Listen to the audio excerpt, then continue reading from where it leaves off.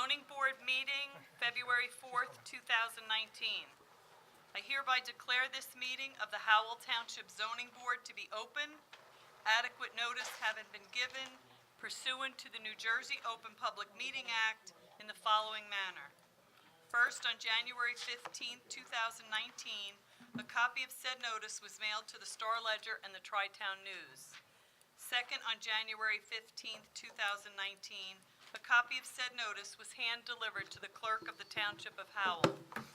Third, on January 15th, 2019, said notice was posted in the office of the Zoning Board and on the bulletin board in the Howell Township Municipal Building, 4567 Route 9, Howell Township, New Jersey. In accordance with the Fire Prevention Code and your safety, please be advised that this facility is designed with 2 emergency exits, which are on your right at the front and rear of the meeting room. Furthermore, smoking is not permitted in the municipal building. Please take note that this meeting is being videotaped for possible future broadcast on Howell Township TV 77. Thank you, Eileen. Can we have a roll call, please? Yes, you may. Mr. Hughes? Here. Mr. Massa? Here. Mr. Mertens? Here. Mr. O'Donnell? Here. Mr. Orozco? Here. Mr. St. Clemente? Here. Mr. Saya? Here. Mr. Moretti? Here. And Chairman Nansen. Here. You have a quorum. Thank you. Can we all stand for the Pledge of Allegiance, please? Allegiance to the flag of the United States of America and to the republic for which it stands, one nation, under God, indivisible, with liberty and justice for all.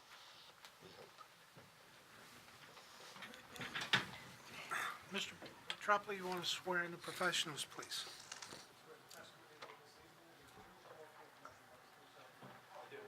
Tonight, the record should reflect that we have Mr. Cunliffe, Mr. Mallon on a return visit, Ms. Beam, and Mr. Howard all sworn.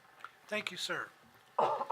Approval of minutes, regular meeting, December 10th, 2018. Eligible voters, Hughes, Mertens, O'Donnell, San Clemente, Orozco, Moretti, Nansen. Have a motion. Have a motion to accept those minutes? Motion by Ms. Moretti, Second. seconded by Mr. O'Donnell. Can we have a roll call, please? Mr. Hughes? Yes. Mr. Mertens? Yes. Mr. O'Donnell? Yes. Mr. Orozco? Yes. Mr. San Clemente? Yes.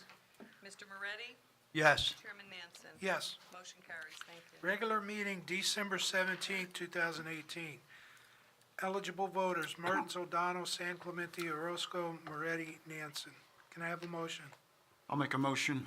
Motion Second it.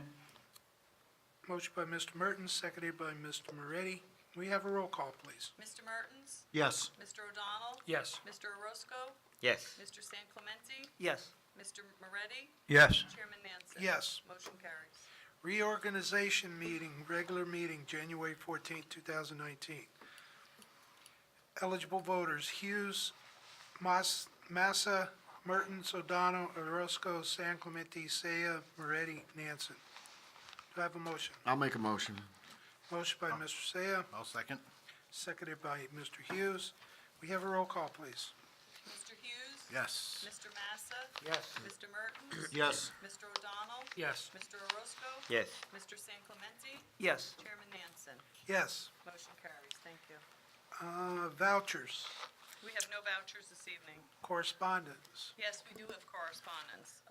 At the last meeting, we discussed case number BA 1708 for Route 9 Hardscape Supply Yard. They asked to be carried to May 20th because they're waiting for the turnaround time from the DEP on their wetlands delineation. I did review both the minutes and the tape, and we did close the hearing to the public. Okay. So all we have to do is carry it to that date with no further notice, and they granted us an extension of time. Okay, so what date are we going to carry it to? May 20th, 2019. And if they don't have the report back, then what do we do? I imagine they're going to ask to be carried again, and then we'll deal with it at that meeting. Okay. Now, if there's further testimony based on recommendations from the DEP, then we would need to reopen to public, correct? Well, I would say yes, but let's get to that point and see. Okay. That's all I could say, because, we can't make a decision in a vacuum, so if there's additional testimony that's required, then, of course, we'd have to reopen. Okay, For the limited purpose, though, of that testimony, okay.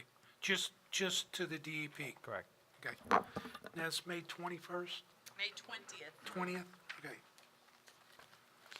Okay, case number BA 1708, Route 9 Hardscape Supply Yard LLC. Be carried to May 20th, 7:30 PM with no further notice. Correct. Okay. The only other item I have is I sent an email to all the board members about the board member training. It will not be at the Fire Academy this year.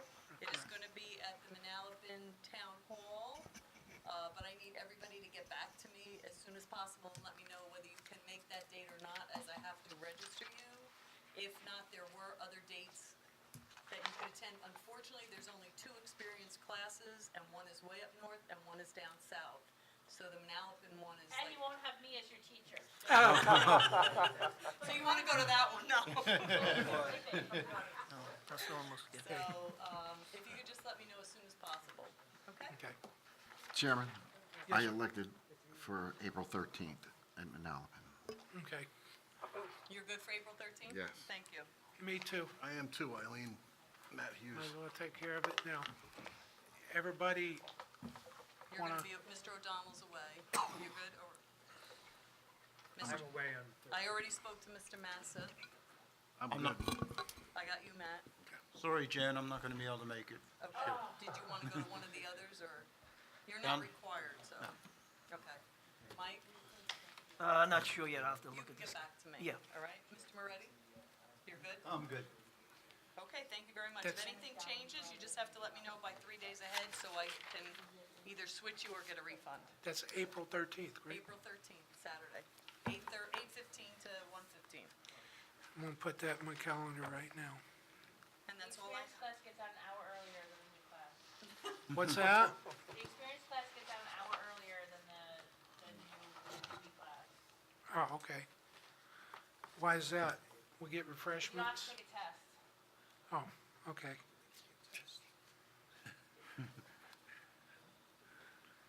Maybe we ought to. Listen,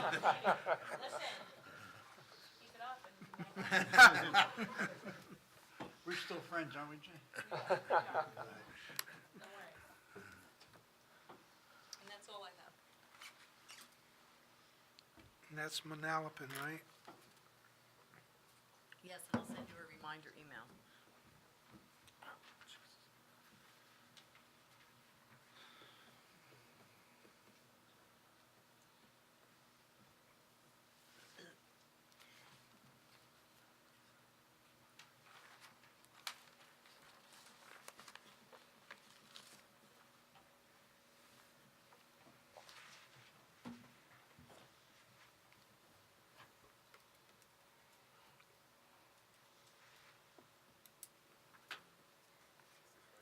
Okay, Let's put it in this okay. calendar. Any other? That's all That's I it? have. Thank you. Okay, case on our agenda is case number BA 1806, L&L Paving Company, Inc. It's a use variance preliminary final major site plan. It's continuation of the hearing, application L&L Paving is applicant in One Greenway LLC and Two Greenway LLC is owner seeking a use variance and preliminary final major site plan approval to develop property as a bituminous concrete manufacturing. Mr. Butler. Good evening, Mr. Chairman and members of the board. Thank you again for coming out tonight. Happy New Year. I think this is our first meeting of the year. The last time how we had left the hearing was we have to finalize the cross-examination of Christine Cofone. We left it open, limited to questions on, and these are questions from the objector, from Mr. Doyle. Correct. On the minutes from the planning board re-examination report. And then at that point, any redirect that I have, and then any type of public cross-examination of Christine. For the questions. Correct, for the questions. Okay. Yes, sir, Mr. Dole. Mr. Chairman, I'm prepared to proceed, and I agree with Mr. Butler, except that the reference in the minutes should be the transcript. I do have, and I don't know that the board does, copies of the transcript of the planning board. I would intend to make reference to them as references made to them during Ms. Capone's direct testimony. I know that she had it last meeting, and that was the problem. I had not gotten it and read it, and so if I could ask that it be introduced as whatever the proper number is. I have no objections. This is the transcript from the May 18th, 2007 hearing of the planning board. Yeah, and the zoning board, we have not seen those. I understand. And you intend to make reference to them this evening, correct? Yeah, as they were last meeting, yes. All right, so if you have them, if you would just hand them to our board secretary. Yep. And then Mr. Mertens is our secretary who will acknowledge that as 05, and we'll hand those out to the board.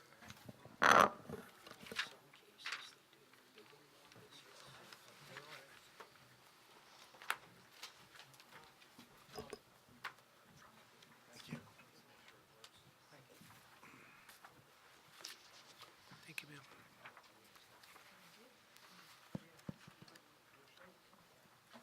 Speed read. I think they'll do line numbers, pages, numbers. Yeah.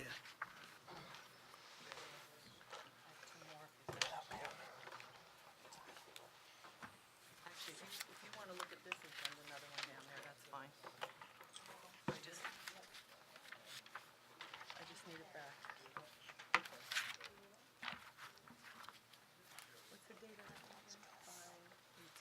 5/18/17. Planning board transcript.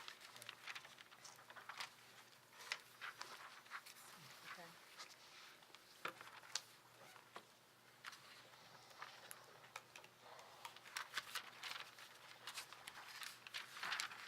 Okay. Ms. Capone, I want to remind you that you are under oath still. Yes, thank you, Mr. Nancy. Thank you.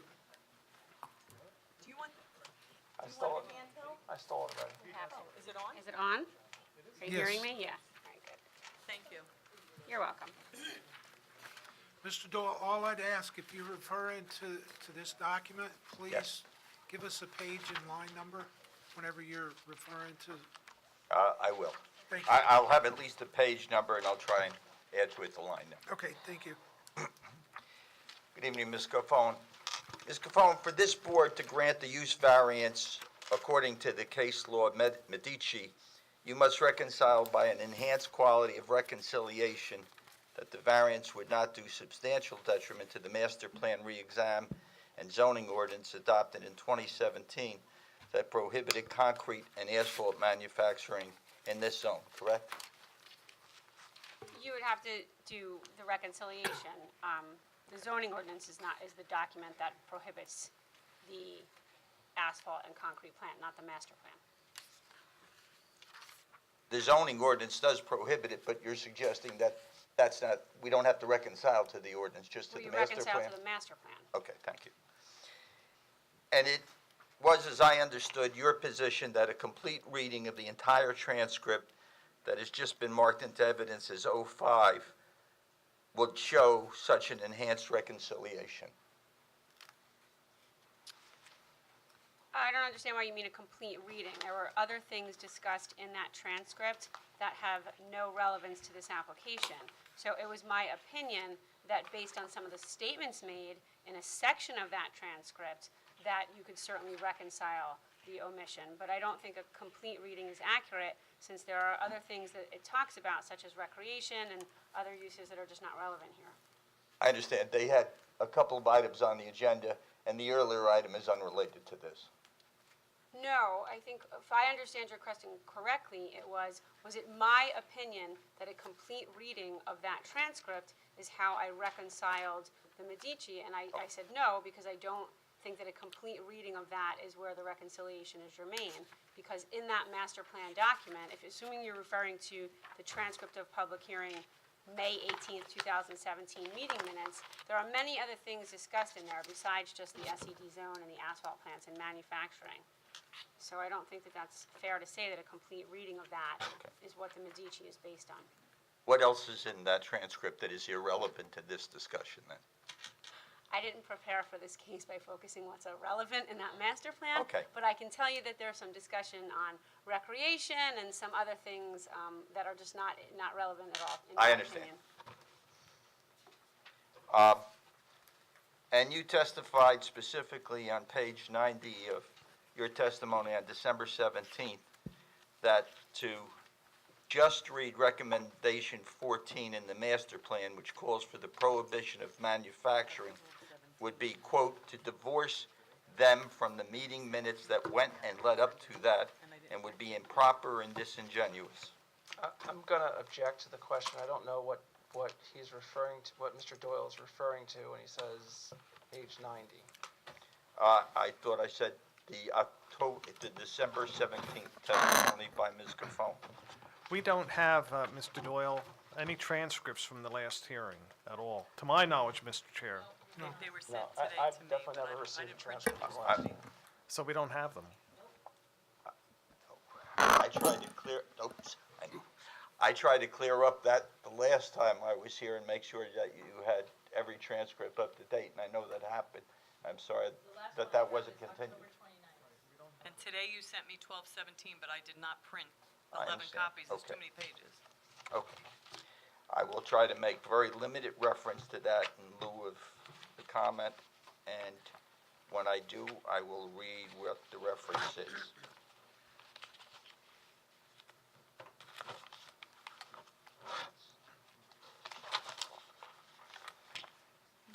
Reading from page 90, And I'm still your answer, except that the meeting, and I should read my question. The answer is, except that the meeting minutes that preceded that adoption were very clear that there are different types of SED zones, different types of manufacturing, and that even further, the town to do further study to see what type of manufacturing should be everywhere. So I understand that you would like to read those 1, 2, 3, 4, 5, 6, 7, 8, 9, 10, 11, 12 words that are in the 14, but to read those and divorce them from the meeting minutes that went and led up to that, to me, is improper and just disingenuous. And that is, I'm sure, still your opinion. It is. And just for the record, I'm going to object because I don't know what Mr. Doyle is reading from. Neither does the board have the opportunity to look at what he is reading from, nor does the witness who's being cross-examined at this moment. Perhaps he missed the colloquy between me and the secretary and your attorney. As I said, it was the December 17th transcript I of know, the but hearing. we're kind of at a disadvantage because we do not have that. Right. I mean, I I can, apologize for that. As I said, I thought clarified, and we made sure that you had transcripts of all of the past meetings, and we will make sure that before the March 4th meeting, you have a transcript of this meeting and any other ones you're missing. I'm missing October, I'm missing December December 10th. 3rd and December 10th. Was there a meeting on December 3rd? Yeah, okay. December 3rd and 10th, I'm still missing.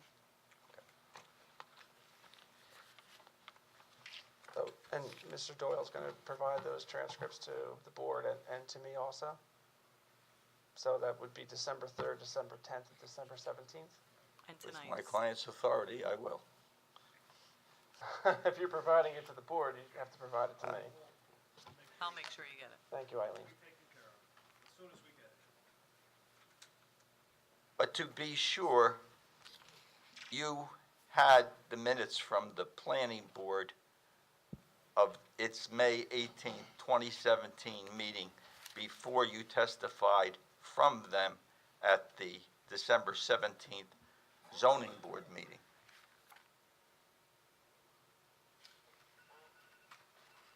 I don't think I offered direct testimony on the 17th. I believe that was my cross-examination. So I had them before the meeting at the cross-examination on the 17th. So if there's any question, just to refresh, on December 17th, at pages 47 to 48, you testified, "I read them, the meeting minutes, very carefully, and understanding that the town recognized there were three existing, and the dialogue was about adding more." I'm going to object. I mean, if there's a question, then Mr. Doyle can ask the question, but, I mean, he's referring to meeting minutes that, once again, no one has transcript minutes that no one has a copy of.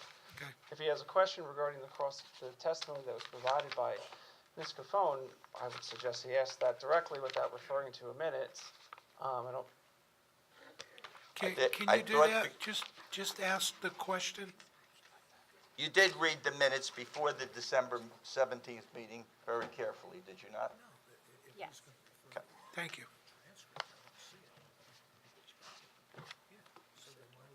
You testified that it was specifically recognized by that board, meaning the planning board, that there were three concrete plants in town, and that was in 2017. That was your statement on page 21. You still adhere to that, correct?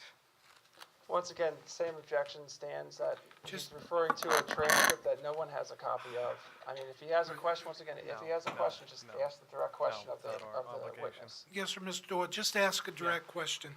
If Mr. Doyle, you could ask the questions without referring to the page numbers, Right. I'm Okay. sure. And that would be probably, for the clarity of the record, the better procedure, if you may. Do you believe that the the planning board recognized that there were three concrete plants in town in 2017? Yes. And did you derive that knowledge from the reference by Deputy Mayor Nicastro's comment on page 20 of the master plan hearing transcript, wherein he said, "I think what came up with the asphalt and concrete is typically you see these manufacturing plants in rural suburban communities like ours, and we have our fair share. We have, I think, three."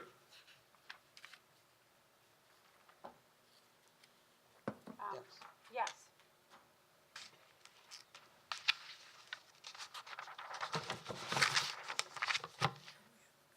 And when you referred to the testimony the transcript before the planning board, you believe that the planning board meeting minutes were very specific as to the existence of three concrete and asphalt plants? And by that, you were again referring to what Mr. Nicastro said? They referred to, I think, three, is what the meeting minutes said. Mr. Nacasio said, I think three. So to the extent his thinking three was very specific, then that was it. He was not stating affirmatively or decisively. He said, I think three. Do you, in retrospect, think it's a different number? I don't. Okay. Was there any other reference during the planning board conversation that led to the reexamination where the existence of three were acknowledged by any other member? By number, no.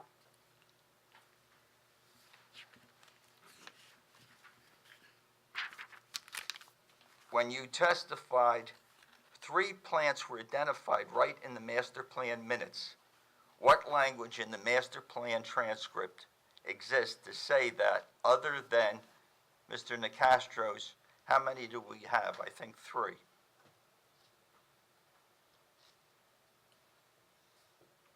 Was there other language? Yes, there was. There was other language by another board member talking about clustering of plants in one area. So yes, there was absolutely other language that referred to multiple plants in one area. Was there any other language between Mr. Nicastro's mention of three and I believe Mr. Nash's mention of a cluster?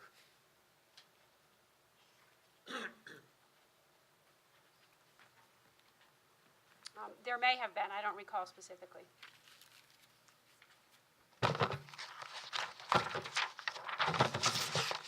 At the the conclusion of the board's consideration on the subcommittee report to amend the land use element and to adopt the master plan reexamination prohibiting manufacturing in this zone, did the board make any other recommendation or take any other vote? I know, I was there. I don't understand the question. At the conclusion of the May 18th hearing, the board did vote unanimously to adopt the proposed master plan reexamination and amendment to the land use element, didn't they? Yes, but your question was to remove manufacturing, so I don't understand, I just don't understand your question. Are you asking me, did they adopt to remove manufacturing, or did they unanimously adopt the master plan? I'm just confused, Mr. Doyle. Okay, understood. Was there more than one vote taken by the planning board at the end of the meeting? I don't know. At the planning board hearing, did Mr. Nicastro ever specify by mentioning the name of a company, a lot and block, an address, what were the three he was referring to? No. Did any other board member mention any specific site by name, location, address, or business name? I'm not sure. I don't recall.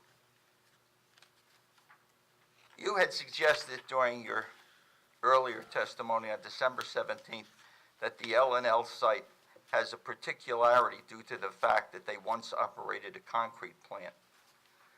In your judgment as a planner, does that differentiate them from any other sites in that SED zone? It does.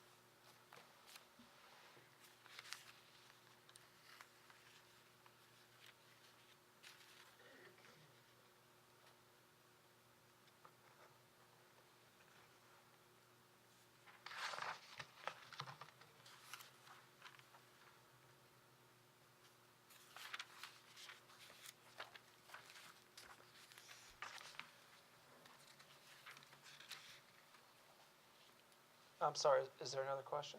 Oh, I didn't hear an answer. I said it does. Okay.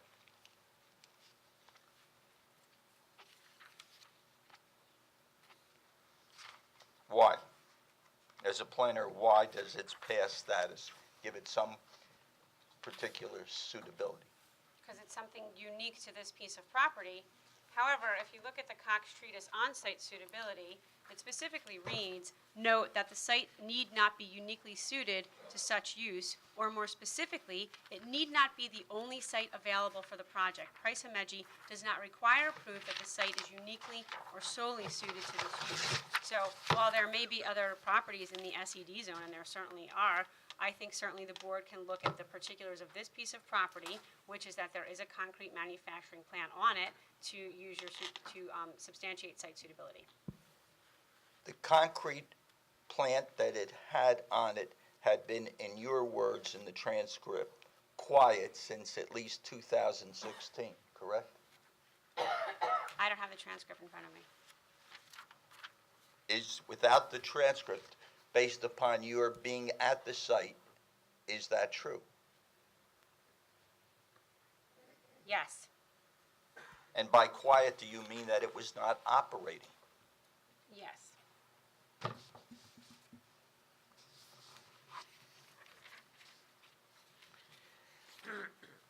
And as a part of this D1 application, the applicant intends to remove most of what had been that concrete plant and repurpose what he is leaving, correct? Yes.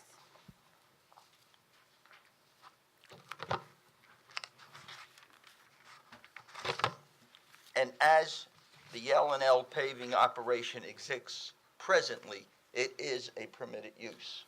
I'm going to object to the questions going outside of what was in the transcript for the planning board's hearing, because that's what we limited the questions of Ms. Cofone to tonight. I'll not- rephrase the not- question. Not going outside and retesting her again on the testimony that she provided here and that was cross-examined already. Okay. I'll rephrase the question. You referred to comments at the planning board meeting relative to non-conforming uses, which was mentioned by Mr. Nash on page 24.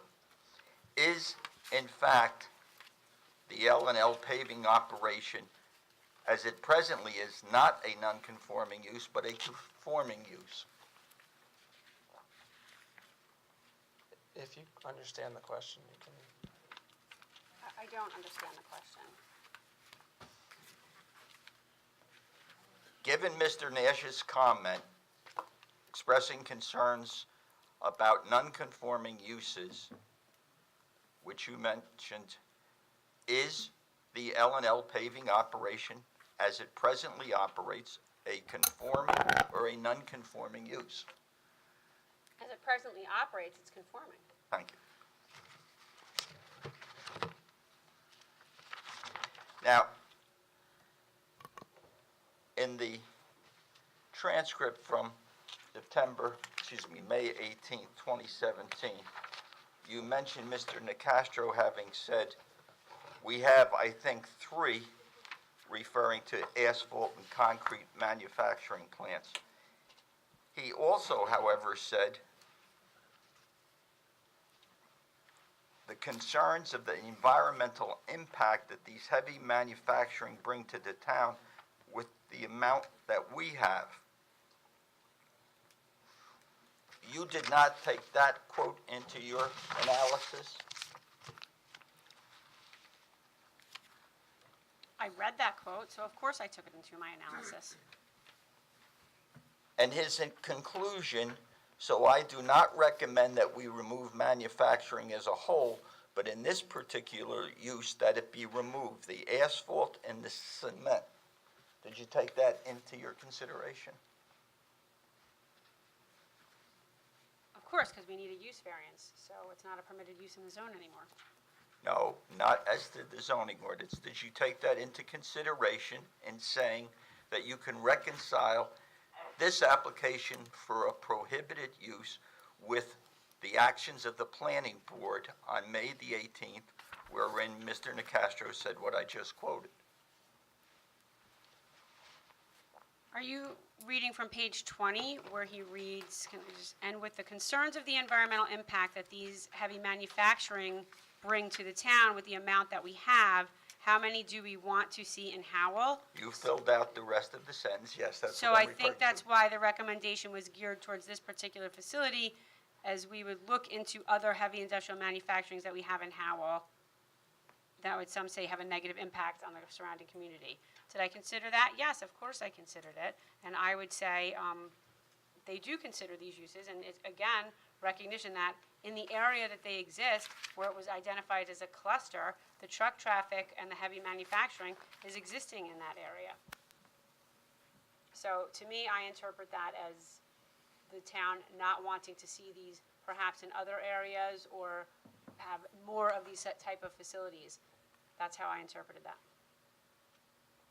The reexamination report, however, which said that there shall be no asphalt and concrete manufacturing, was broad throughout the whole town, throughout just the SED zones, or this particular SED zone? I believe it was through all SED zones.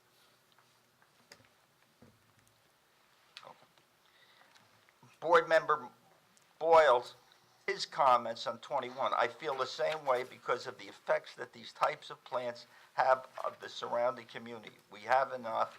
I don't think we need any more." Did you take that comment into your analysis? Of course, that would be consistent with what I just said. He recognized that they exist in a cluster. I think the board as a whole had a very in-depth dialogue where they discussed as a whole and felt that they didn't want to see more asphalt and concrete. They didn't separate the discussion out between those two uses, and they said, "We don't think we need any more," recognizing that some already exist in a clustered area of the town. So I did take that into consideration. When they said clearly they didn't want any more, given that the L&L concrete plant had not been existing since they took title, is not the D1 asphalt manufacturing use exactly the more the board voted against?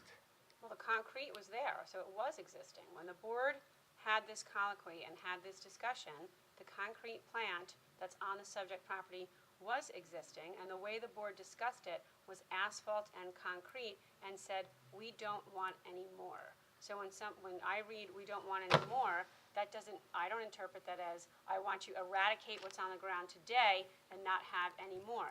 There was no discussion that we want to phase these facilities out. In fact, there was even a concern as to rendering them non-conforming, which would bespeak that somebody would not want to eradicate the use on the ground if you were having a concern that it become rendered a non-conforming use. So I certainly acknowledge this in my direct testimony, and I specifically indicated that I believed that because they felt they were clustered in this area, the town recognizes the impacts associated with this, and that is why I think that they recognize they don't perhaps want to have them go into different areas and create additional plants, but they certainly recognize that they were on the ground, and there was no discussion in there about eradicating the plants that were on the ground at the time of that master plan discussion. L&L intends to eradicate the concrete manufacturing plant, don't they? They don't, because they intend to rebuild it, so. Are they rebuilding the existing concrete manufacturing plant or creating an absolutely new and different asphalt manufacturing plant? There are some aspects of the plant that will be, I would imagine, the same, and some aspects that are different. Is not what Mrs. Sutton showed, testified to as to what be the plant that's going to produce 400 tons of asphalt an hour, a new plant that has no part of it that's there existing now? I don't think I'm the best witness to testify to Ms. Sutton-Choate's testimony. If in fact L&L wanted to continue the manufacture of concrete, and based upon your interpretation, that's what they were trying to protect the planning board, he could have kept the concrete manufacturing plant, correct? I believe that the concrete plant that's on site today is a legal pre-existing use, yes. But that's not what he wants to do. He wants to do exactly what the planning board was against, starting a new asphalt plant. Isn't that true? He wants to rebuild the plant that's on site today, yes.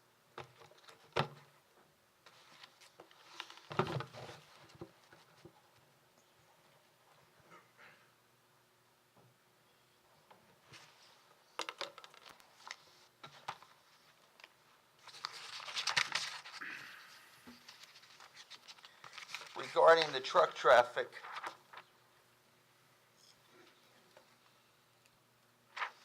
that was mentioned by a unidentified member of the planning board.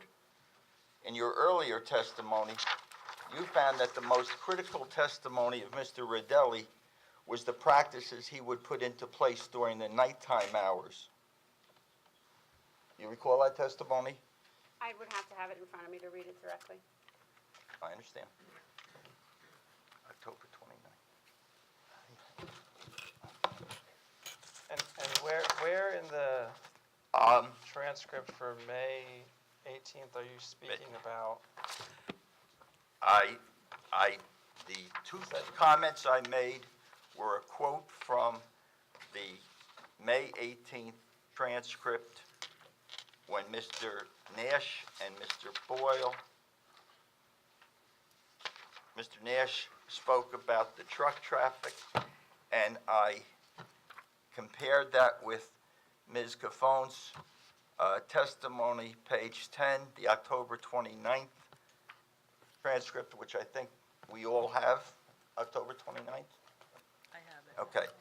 Page 10, were there any parts of it? But I'm answering this question, Mr. Just sit down. Yeah, just on the, your original question was that an unidentified member of the board asked some question on May 18th. So my question simply was just for identification. I would like to know where the question is in the transcript so we all can follow along in your questions. Board member of 21 and continuing, you know, not only asphalt and concrete, we have some national companies that are looking to settle in our SED zone that distribute nationwide and bring a lot of truck traffic. Now, how do we address that kind of facility that may be a national company that is distributing throughout the tri-state area and bringing all this truck traffic back and forth in the rural areas? That's a concern of mine. And I believe there was a subsequent question. Page, Yeah, that, yeah. Into 22.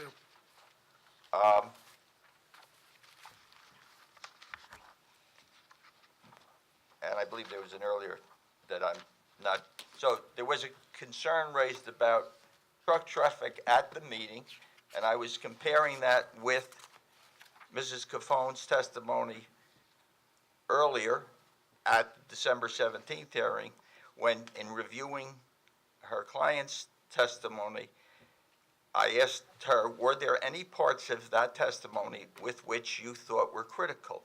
Answer, perhaps the operational testimony as to what they will do during the nighttime hours to avoid negative impacts in the area we were critical. I mean, to me, I'm not sure, once again, he's quoting from a transcript that we don't have no one has a copy of to take a look at, and I'm not really sure what the relevance of that question is to what Ms. Caffone has testified to. I'm not sure whether Mr. Butler is suggesting that I'm purposely misleading this board by reading words that don't exist. I am reading from a transcript, which I was told earlier, the October 29th, the board does have? They don't have it here presently, but we do have a copy Okay. in our file. Okay, and I'm not So- making the suggestion that Mr. Doyle is lying or pulling your legs or making up things out of whole cloth. My suggestion is, not my suggestion, but my question and my objection is, I have no idea what he's referring to. Neither does the board, because we don't have the transcripts in front of us. And as we started off this line of questioning, if there's a question in there, if there's a direct question, ask that direct question, rather than referring to a page in a transcript that I don't have a copy of, you don't have a copy of. I don't know if the question's being taken out of context. I just don't know, and I don't know whether he's trying to do something nefarious. I'm just saying, no one here has an don't idea. Right. As Just, if you've got a direct question, Right. just ask I a will. direct question. Given the tenor of the comments at the May 18th meeting about more manufacturing will produce more environmental concerns and more traffic, would you agree that the greater capacity of such a use and the utilization of it makes it more necessary to ameliorate the negative consequences? Let the record indicate that before she got a chance to answer, she conferred with counsel. Can you repeat the question? Which is fine, exactly. The record can indicate that, as will the video. You would agree that the substance of the comments that I just read and in the planning board transcript, members expressed concerns about heavy-duty concrete and asphalt manufacturing and negatives such as environmental impacts and traffic and trucks in general. I categorically would not agree with that, because the way it reads in the minutes is, not only asphalt and concrete, we have some national companies that are looking to settle. So you characterize those impacts as a impact localized to asphalt and concrete, where the board did not do that. They specifically said that not only asphalt and concrete, we have national companies that are looking to settle in our SED zones that distribute nationwide and bring a lot of truck traffic. So the not only in front of the asphalt and concrete would lead me to believe that the planning board was coming to that conclusion based on the impacts of other types of manufacturing, not exclusively asphalt and concrete. Just on this last question and answer, I referred to several comments and then you read a particular quote from an unidentified board member and said, "The board said." Are you suggesting that every quote that comes from a member is said by the board or is a finding of the board? I'm going to object to that. I agree. Why? I agree. Please sit. If you, Mr. Shariko, also the same thing. You know, he agreed with the unidentified board member, also further on down. The board attorney. Mr. Kuchera, I'm sorry. He agreed, Shariko. I know. We don't have sod on this. Okay. But it is pretty specific what they're talking about. Now, the only question I would have following up your question would be, is a warehouse facility allowed in the SED zone? Yes, it is. Major trucks in the SED zone? Major. Okay, That wasn't the tenor of my question, respectfully. no, Mr. I Chairman. understand, sir, but, you know, you're kind of saying that you're kind of trying to confuse the witness, and I'm not saying you are doing that I don't have that purposely. capacity. He's But, too the bright. thing of it is, the question you're asking, you're putting the asphalt and the concrete manufacturing in with these warehouses. And they're two different subjects, two different matters that I see out of reading that the planning board is addressing. It is two different things. Let me try again the question, because I don't mean to focus on asphalt or warehouses. Okay. You read a quote from the board member on 21, and referring to that quote, you said, "The board said." Is it your opinion as a planner that every word that a single individual member of a board happens to say at a hearing is spoken for the entire board without a vote, and is a finding by the entire board if it's just spoken by one member? No. Not in the context of that, in general. No. Okay. So when a single member speaks, it's not a finding of that board. It's not a conclusion of that board, is it? Still no. Okay, still, don't know or no? I said no. That's Okay. the third time I answered the question. No. Did the board, as a board, take any action on the May 18th, 2017 meeting, other than to agree to the report from the subcommittee about amending the land use element and the reexamination report? I don't know what else the board did that night. No. I don't know. If anything, I don't know.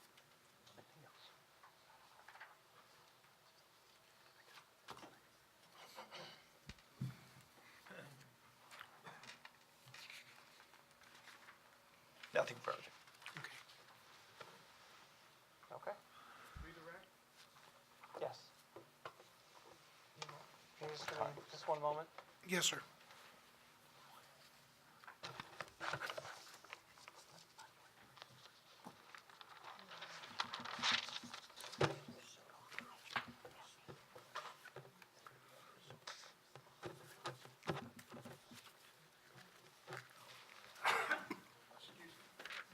Bless you.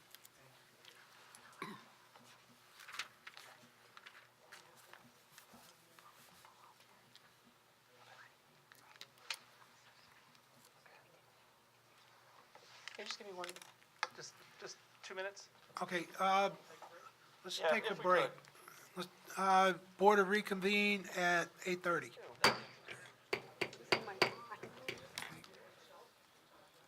The zoning board will now reconvene. Okay, Mr. Butler? Thank you, Mr. Chairman. Ms. Cofone, we spent a lot of time talking about the minutes and of the May 2017 meeting and your reconciliation argument. Let's talk about something else. Glad. Objection, before the question comes out, he's limited Sir. in his, I'm sorry, I apologize. He did not have read the right, after the last meeting. My bad. Yes, sir. Okay, Thank you. Let's talk about something else. Did you go to the L&L property and the site to refresh your recollection on the height testimony that you provided? I did, yes. I actually visited the subject property this morning. I went out there at about 8:15 this morning because I wanted to get a better handle on exactly the height of the silos that are on the property and that which is around it. Because while I had been to the area before, I did not go deep into the other sites that are surrounding the property to get a better handle on how you may or may not be able to see the proposed silos. So what I did this morning was I visited the site, and Sandy was kind enough to take me and drive me yet again around the L&L site, where we saw the Anchor Concrete site next to us that has the 2 silos on it on top of the building, which I would safely be able to estimate are about 75 to 80 feet, and there's a grade change, I would say, of at least 10 feet between our site and theirs. Now, which So, way? A grade change, East Anchor Concrete is higher, 10 feet Okay. higher than us. So there's a building, and then the building has another part to it, then there's silos on top, and there's railings around the silo. So clearly, the ones that are on the Anchor Concrete site were about 75 to 80. Then there is the water tower that is also right next to our site. That is, I think that one was 140 feet from grade. So what we did today was we drove on and around those properties, and then one of the questions that came up last time was from Equestra. So we were actually able to gain access to the Harms property and drive all the way to the back of the Harms property, which is across from our site on Yellowbrook. And we were able to get to the back of the Harms property, where we were literally standing on the back property line of Harms, which is a common property line with the Equestra homes. So, I mean, you could have thrown a stone to hit, those structures. It was within, I would say, a couple feet of the back of the property line. And what I observed there was that it would be almost impossible to see the proposed silos. And the reason I come to that conclusion is because it looks even like when you're standing out in the back of the Harms property, it actually looks like the Eastern Concrete building is smaller or less tall than the Anchor Concrete silos. It's very difficult to see. So I think that you would have a difficult time at best seeing the proposed silos from Equestra at all, given the distance, the change in elevation, and I just don't see, and there's vegetation in between. So I think based on my observation today, and the Harms property is over a football field's length back from Yellowbrook, and that's where I was standing today when I was able to go make those observations. So I certainly stand by my testimony that even though we're only seeking 3 silos now and 6 are approved, I just don't think that based on what's on the ground today, that those are going to have a substantial impact from the visibility of the area, and certainly not from Equestra, based on my observations today, which was far deeper into the Harms property than I was able to go last time, because there's a gate and you would need to gain access, but Sandy was able to get that access for us today so I could get to the back of the property. So I certainly stand by my testimony that there will be no negative impacts, and the height of the proposed silos is not either out of character with the area or going to be particularly visible at all from Equestra. And thank you. And you said that there was a grading change from the L&L property to the Anchor Concrete property, correct? Yes. Is there another grading change between the Anchor property and the American Water property? Yes, it's even higher elevation change. Okay, and the water tower on top of that, you said was 140 feet? I believe it's 140 grade. feet, yes. Okay. Could you see the current silos on the L&L property from your location this morning? I could not. Okay. And those are, I think, 63.6 feet from grade. So I could not see them when I was on the Harms property. And generally, from your observations, the topography level between the L&L site and the Harms property, is it level? Is there a level. grade change? No, there's not. If you're on, they're almost on grade. Okay. And if you know, is there a grade change between that property and the Equestra property directly abutting the Harms property? There doesn't appear to be a grade change between Harms and Equestra, but there's a big berm back there and a sound wall. So it looks like a grade change, but it's really a berm. Okay. And now these observations confirm your prior testimony that the D6 height variance, the standards are met for granting that variance. Yes, if the standards are met and there is not going to be any substantial impacts or substantial detriment to the zone plan or the public good, because while I said last time that you might be able to see it, based on my field work today, which was much more in-depth than last time, having gained access to that property, I would say that you won't see it. Okay. And the L&L property in and of itself can accommodate the additional height? Yes, it can. It can accommodate it, and I testified specifically as to the things that L&L was doing to soften and filter the view from the adjoining properties along the roadway. Okay, no further questions. Thank you. Mr. Butler, or Mr. Doyle? So, in your observations today, you were at the Eastern Concrete plant or saw it? Yes. It was operating? If I think her testimony was that she was at the Harms property, not the She Eastern mentioned she property. was, No, we went to both. I went to both, okay. My apologies. was it operating? I mean, I didn't really was a plant operating? Were there cars in the parking lot? Oh, yeah. There were cars, trucks, equipment everywhere, yes. And you mentioned the Anchor Concrete plant. From your observations today, was it operating? It seemed to be, there certainly was somebody at the gate where we went in to get access to it, so yes, it looked operational. And to your knowledge, were those two plants operating in 2016? To my knowledge, they were. Okay, thank you. Did it? Okay, Okay, no further questions. So Okay. I'm assuming, I guess we turn it over to members of the public? yes, sir. At this time, I'll take a motion to open to public, but before we do that, this is going to be for questions only, and I mean direct questions. No comments leading into a question, please. And if someone has already asked a question, please don't be redundant on that. I don't want to take up all night, but I do want to hear your questions. So at this time, I'll take a motion to open to public. I'll make a motion. I'll second it. Okay, motion by Mr. Seiya, seconded by Mr. Moretti. All in favor? Aye. All opposed? Okay, if you want to come forward, please be sworn. And again, questions only, please. Yes, sir. I can't. I know. I do. Abraham Chasnoff, 20 West Boccio Lane, Farmingdale, New Jersey, is my post office box. I'm from Howell. Questions only for the plan. Thank you. Excuse me, Mr. Chesnoff, you can raise that mic, because you have to speak right into it, to get on the record. Thank you.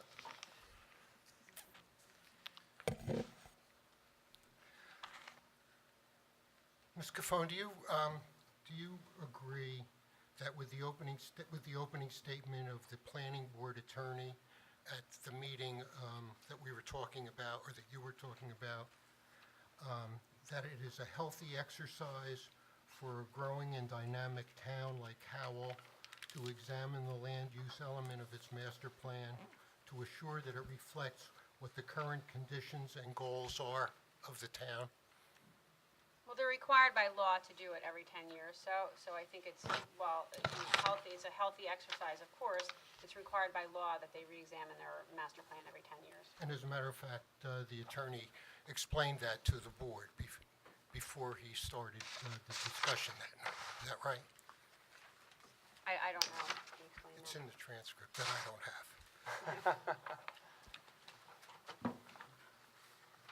But do you agree that the discussion about the SED zone that we're here discussing, not all of the SED zones, but this particular SED zone, centered on whether additional asphalt or cement manufacturing beyond what was already there should be permitted? Do you agree that that was what the discussion was centered on? I don't agree with that. Do you agree that that one of the factors that was discussed with was the intrusion into the neighborhood of the 483 homes in the nearby Equestra zone? And that they weren't planned for, but now had to be taken into consideration? I don't agree with that either. You don't believe that that was part of the discussion? It was part of the colloquy on page 24, and I believe this is Mr. Cucchiara, reads, I think the other thing that's useful to understand here, and why we have some of the challenges in the SED zone, comes from sort of the encroachment of residential into the vicinity of the SED zone, and you know, Equestra in particular is there because the township was sued. The township was sued, it lost, and the Equestra development was forced upon the municipality. So I actually would interpret that the other way, rather than interpreting that as the SED is encroaching into the residential zone, I would interpret that as a perception almost that the residential was encroaching into the SED zone, actually. That was the way I meant Yeah. the question to be. But didn't the conversation, or didn't this discussion go further to say that now Equestra was there and had to be taken into consideration? The next line reads, and that's in the past, and you know you can't go back, you have to deal with what's there now. So that drives some of the, the reevaluation of how the SED zone works. That's reading right from the minutes. Right. So we're there and we got to be dealt with. Right, and it says because it wasn't there pursuant to our planning, it was pursuant to litigation. But now they're revising the plan, is that correct? Revising what plan? The land use portion of the master plan. And they have to take into consideration the fact that there are some 480-some new tax-paying members in the community, or in the neighborhood. I don't think that they're revising the plan now. I think They were doing it at that time. At the time, they were looking at certain issues, yes. In any of the courses that you've taught, have you made reference to either the complete illustrated book of development definitions or the North American Industry Classification System? I'm going to object to that Yes. question because She's already put her credentials on the record. Right, and that's outside of the scope of any Yes, sir. testimony, so I think the question should not be responded to. Correct. Thank you. It's really not part of this. We can talk about professional journals all evening. You can ask her, Mr. Chasanoff, please, for a moment. You can ask her questions about what she said, what she was cross-examined on, but not on documents which are not before this board. Based on her testimony. All right. In your testimony, I believe at the last hearing, you mentioned that, in your opinion, and I may be wrong in characterizing this, but did you say that asphalt and cement manufacturing are similar or are the same? I said that.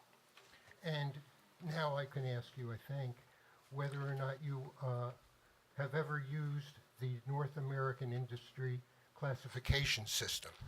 Have I used it? Sure. And are you once again, aware?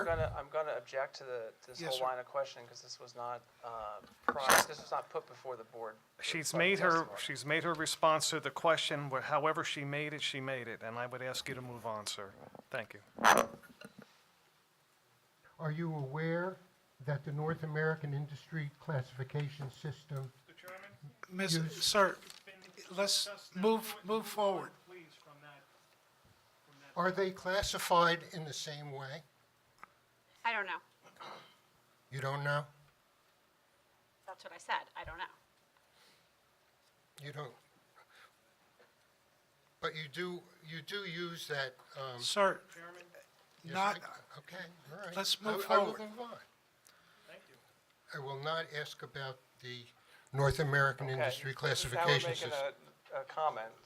This is limited to questions. please, of her testimony, please. The hearing before the planning board was on May 18th, 2017. Is that correct? When When you say the hearing, are you The- referring to the master plan discussion? The discussion, yes. Was L&L operating an asphalt plant on May 18th, 2017? No. Was L&L operating a cement plant or a cement pipe manufacturing plant on that date? In Howell, no. Yes. Was Eastern Concrete operating a cement plant on May 18th, 2017? I don't know. You don't know. I don't know. You did travel the area prior to that date, had you not? Of course.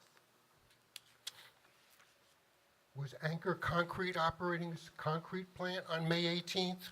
I don't know if they were operating on that specific date. I don't know. The plant could have been there, they could have Was been it not in operating that operation? day. Was it in operation? Was it in operation that day? I don't know. If it was in operation on May 18th, I don't know. I wasn't there on that day, so I don't know if they were operating that day. I don't know what these plants were doing on May 18th. Do you know whether they were in that operation during that time period? What time period? The time period around May, April. Hey, she's already answered that question, sir. She answered it. She did not, Your Honor. She did. She said she didn't know. I don't know if they were operating on that day. Was Anchor Concrete operating or in business as a concrete plant on May 18th, 2017? Yes. Sir, Was it in business? She answered. she's answered that question. She didn't know if they were operating on 18th. They were in business. They were in business. Thank you. Do you know whether Eastern Concrete was in business on that day? I believe they were. Okay. Do you know whether Anchor Concrete was in business on that day? I believe it was. Would your answers be the same for August 7th, 2017? That was the day that the new ordinance went into effect. Yes, it would be the same. I have no other questions. Thank you. Anyone else? Anyone else from the public wish to come forward and ask questions of this witness? Seeing none, can I have a motion to close? Make a motion to close? Second. Motion Mr. Chairman, if I might ask one question, only based upon Mr. Chastanoff's question. I'm going to object to. Yes, we Yeah, haven't so- closed the portion yet, the Oh. public portion. Oh, I'm sorry, if the public still is to be heard with Ms. Capone. I have a motion already on And a second. and a second. Oh, wait, Mr. Doyle, he's not talking to you. Mr. Doyle, Ron? he's not talking to you.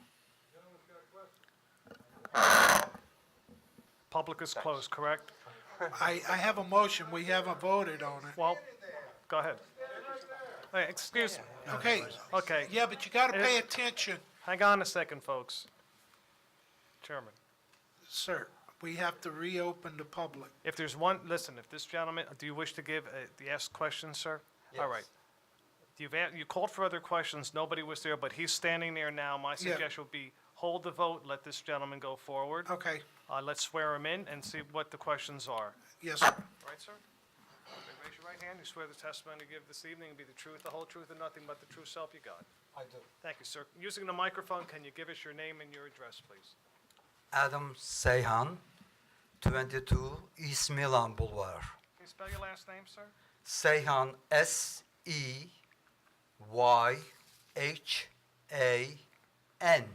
Thank you.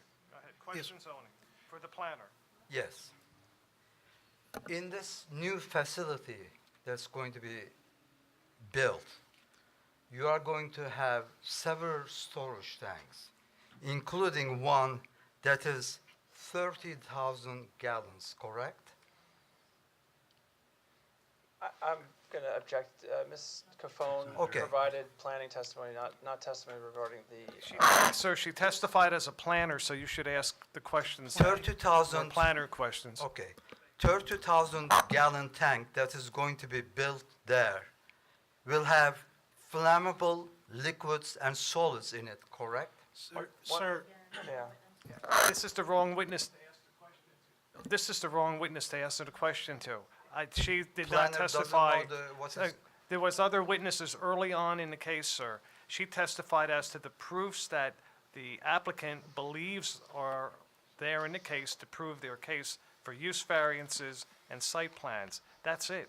So she rendered professional testimony regarding the Planning. application of the MLUL to this particular case, the municipal land use law. Again, not to cut you off, sir, but she doesn't have the scope of knowledge of the questions that so far I've heard. Thank you. I thought a planner would be able to answer that, but no, sir. If she could answer, I'm sure she would, but evidently, this is not her expertise, sir. And Mr. Butler, am I correct on that? That is correct, Mr. Thank you. Tropoli. Thank Okay. you. Okay, is there anyone else from the public before? Come up.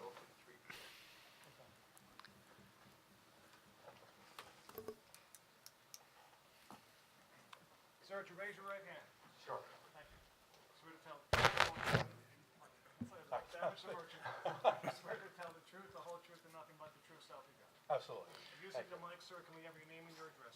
My name is Peter Corcoran. I live at 6 Bonicelli Court, and my actual address is Farmingdale, New Jersey. And forgive me.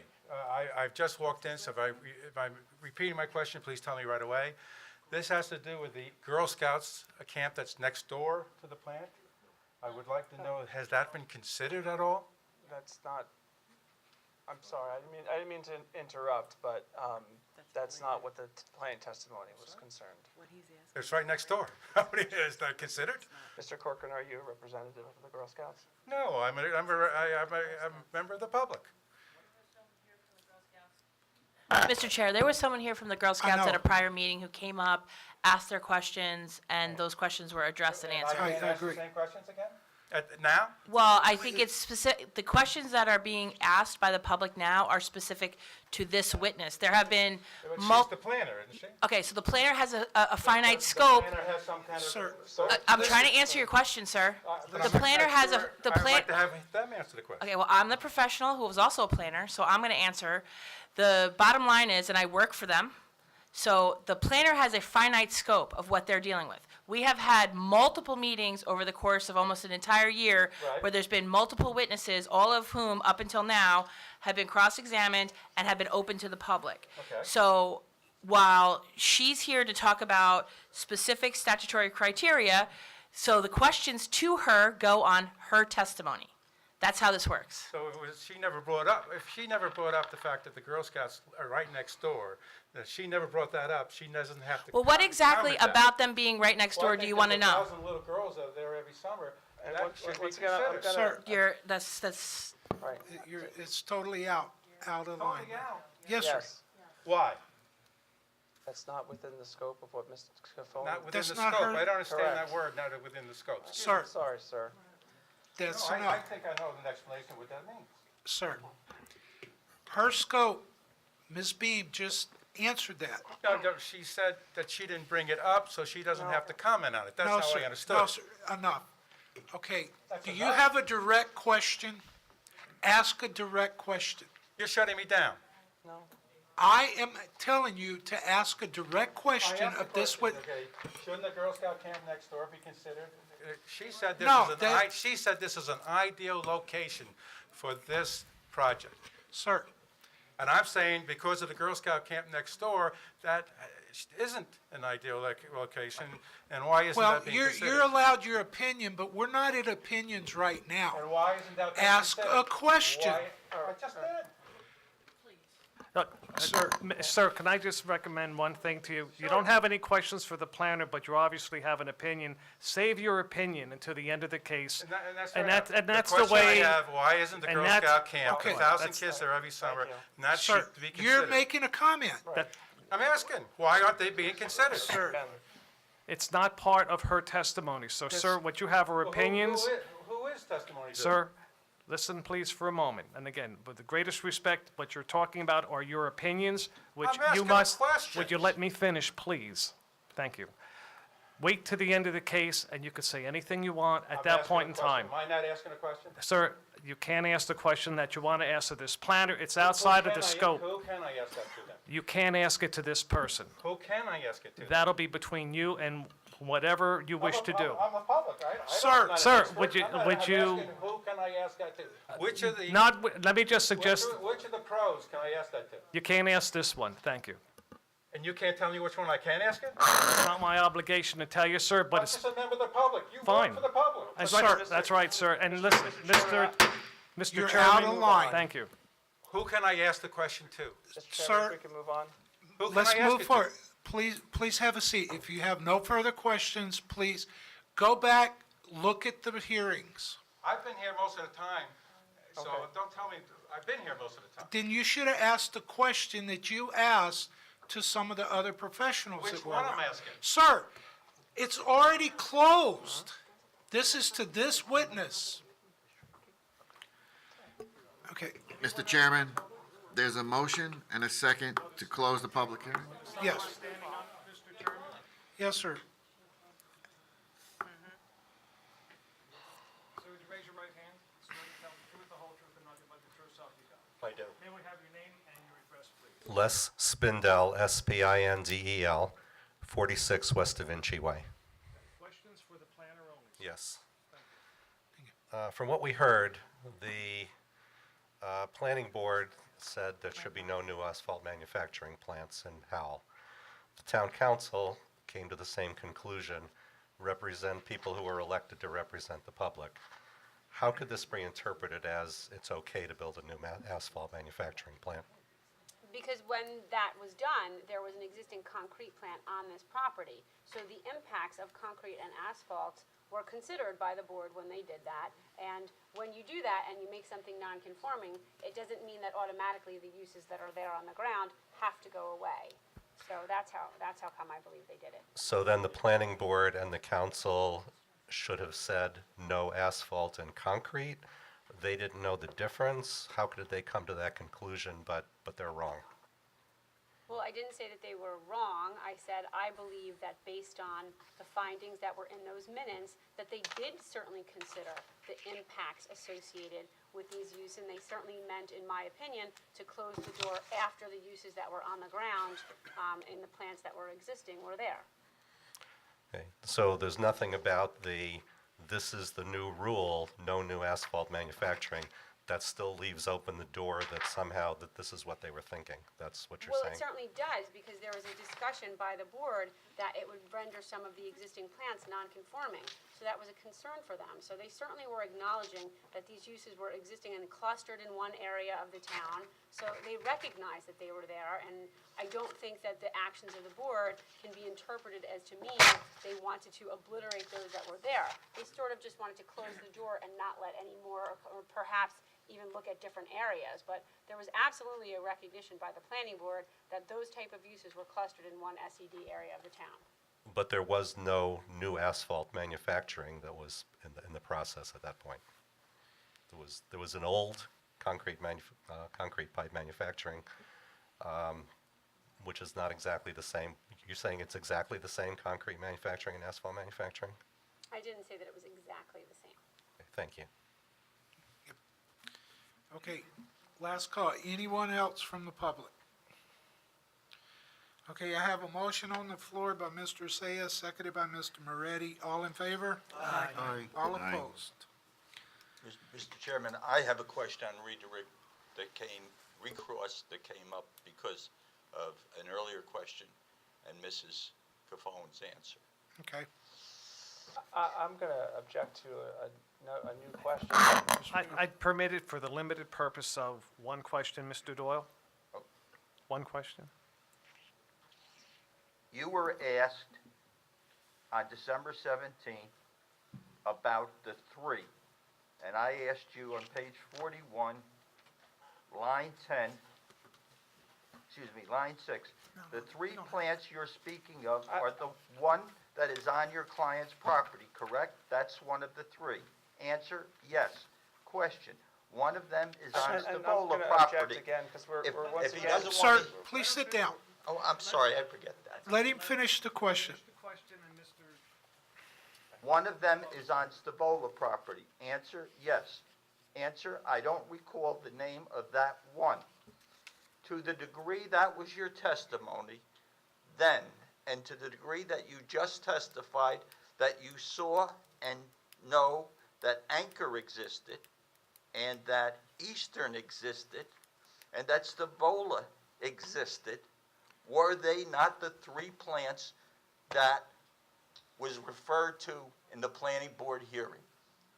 I'm going to object to the question on a number of bases. First, once again, he's reading from a transcript that no one has any copies of, so we don't know if that quote's taken out of context. I don't want a copy. I don't want a copy. Sorry if you're not concerned with I'm accuracy. not, please. Sir, So first off, once again, my objection is Mr. Doyle's reading word from the transcript that no one has any copies of. Second, this has nothing to do with the height testimony that Ms. Cofone was answering on her redirect. He already finished asking his questions on the first portion of the minutes. We stopped that portion. I did a redirect. It was very specific regarding the height variance request. correct, This has nothing to do with the height variance request. correct. Mr. Chairman, I'd like to make an offer of proof. I'd like for the board to consider it with the assistance of counsel, and if you rule me that I can't ask the question, then I won't ask the question. But the offer of proof would be this. I was allowed to come here for cross-examining based solely upon the transcript, the planning board transcript. Ms. Cofone said throughout her December testimony that there were three. The word was mentioned literally a dozen times based upon the one mention from Mr. Nicastro that there were three. And she said, that means those three were had a right. Now, Mr. Chasanoff asked a question about was Anchor operating? Ms. Cofone was there and said yes. Thought it was operating in 2017. Thought that Eastern was operating in 2017, and acknowledged by her own testimony that Stavola was operating. You can't divide four into I three. never heard of Stavola asked in that question. I will read it I heard again. Kerr Concrete. I heard Kerr Concrete. I will read it And again. once again, so now, Excuse Sir, me, sir. he's speaking to me. Sir, you just made mention to a witness, one of the public's questions. The three that you're stating, you're stating that he's asked Stavola. He didn't. I never heard of Stavola. I asked, Mrs. Cofone mentioned Stavola when she said, one of them is on the Stavola property. I asked that. Sir, She sir, said yes. That, as far as that testimony, what she was speaking to is the height. No, just- not to just Mr. earlier. Chasanoff. well, No, but- under redirect. correct. She spoke, correct me if I'm wrong. She was speaking about the silos, existing surrounding silos that are around. That's all I heard. Hey, Mr. I Chair, might be wrong. If I but- could just clarify, I think that we're talking about two separate conversations. Exactly. I think Mr. Doyle is referencing questions about those plants that were operating at the time of the planning board meeting, which happened tonight, correct? Of Planning which. board meeting happened in 2017. No, but those We're questions, talking about it right, tonight. but the Yeah. questions came tonight. That's correct. Which were Eastern and Anchor. Correct. I think that Ms. Cofone testified totally separately on a totally separate issue with respect to the height of the silos, and I think that we're mixing the two conversations. Yes. But I think the for- question is, I'm sorry, Mr. Doyle, I don't mean No, to. I don't want to But interrupt. I think the question was regarding whether those plants were operating and one of the three that keep being referenced, separate and apart from the height testimony. I think what you're referencing is not the conversation that Mr. Doyle is asking questions about. I agree, and I'm bringing up the Right. testimony tonight. That's the only time I heard Stavola's name mentioned tonight, was under redirect. That's the only time I heard it. Perhaps it is not quite I didn't hear it within the framework, though I think it is, but the testimony tonight and on December 17th was very critical for the reconciliation process required to grant this use variance. She said the three. Now it seems clear, and I would suggest, Mr. Chairman, your own comments on that same, I haven't interrupted Mr. Butler Yes. once. I wish he would stop interrupting me constantly. Your comments on the same December testimony, trying to straighten this out. I refers to wasn't speaking of December four- testimony, sir. I was speaking tonight's testimony. Okay, And I was also, the name's out, but the public that asked the question, about the businesses being in operation during May, there was a couple of times she answered, she doesn't know if they were, what they were doing, if they were operating that day. That was her testimony as far I as would that. ask the right to ask her one question. Isn't it clear from all the... And I'm gonna, and if I haven't been I allowed, can't so I'm offer- going to, I'm gonna Well, object. Let him ask the question. Exactly. Let at here's- least Mr. Doyle ask the question, and And either then the we'll go chair from or there. I will rule on it. Okay, Mr. Chairman, if I will, before the question starts, if it has something, if it's got nothing to do with the redirect testimony regarding the height and the observations of Ms. Cofone regarding the height and the D6 height variance that we provided the testimony for, Mr. Doyle has already finished asking his questions regarding anything else besides that D6 height variance. Okay. The Mr. Doyle, question the that I question. would ask of her, and ask for your permission to ask based upon Mr. Tropoli's counsel, Yes, sir. isn't it clear to you now that there were, in fact, four plants in 2017, three of which were operating? The Stavola you acknowledged in your earlier testimony, the Anchor and the Eastern you acknowledged in tonight's testimony, all of which were existing in 2017 when your client's was not. And once Mr. again, I raised the same objection. This is a question that should have been asked earlier rather than at the moment when all the questions should be directed specifically at the height D6 testimony that was provided by Ms. Cofone. Mr. Tropoli.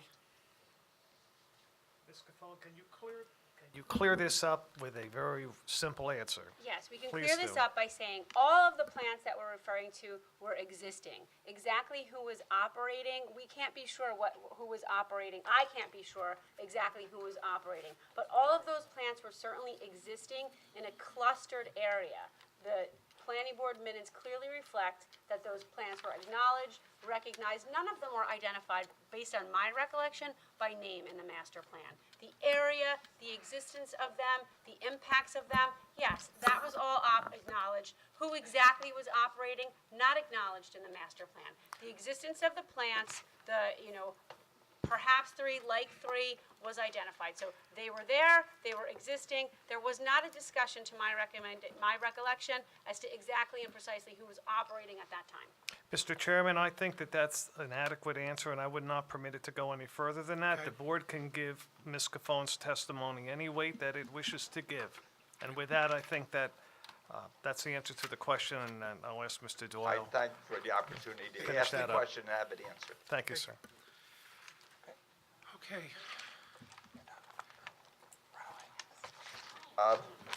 Mr. Ridelli, please. Sir, Mr. Doyle, before you bring up Mr. Ridelli, I know that you had mentioned to me earlier today that there was some authority for the board to permit a reexamination of Mr. Ridelli, and I had asked whether or not you could point to any sort of a transcript reference that that permitted that or left it open. Because my recollection, and I'll submit to I sent it to you. well, I don't have it, and I don't know if the board has it, but my recollection is that he was cross-examined extensively by Mr. Gazarovski, that he was open to the public for public questioning and dismissed.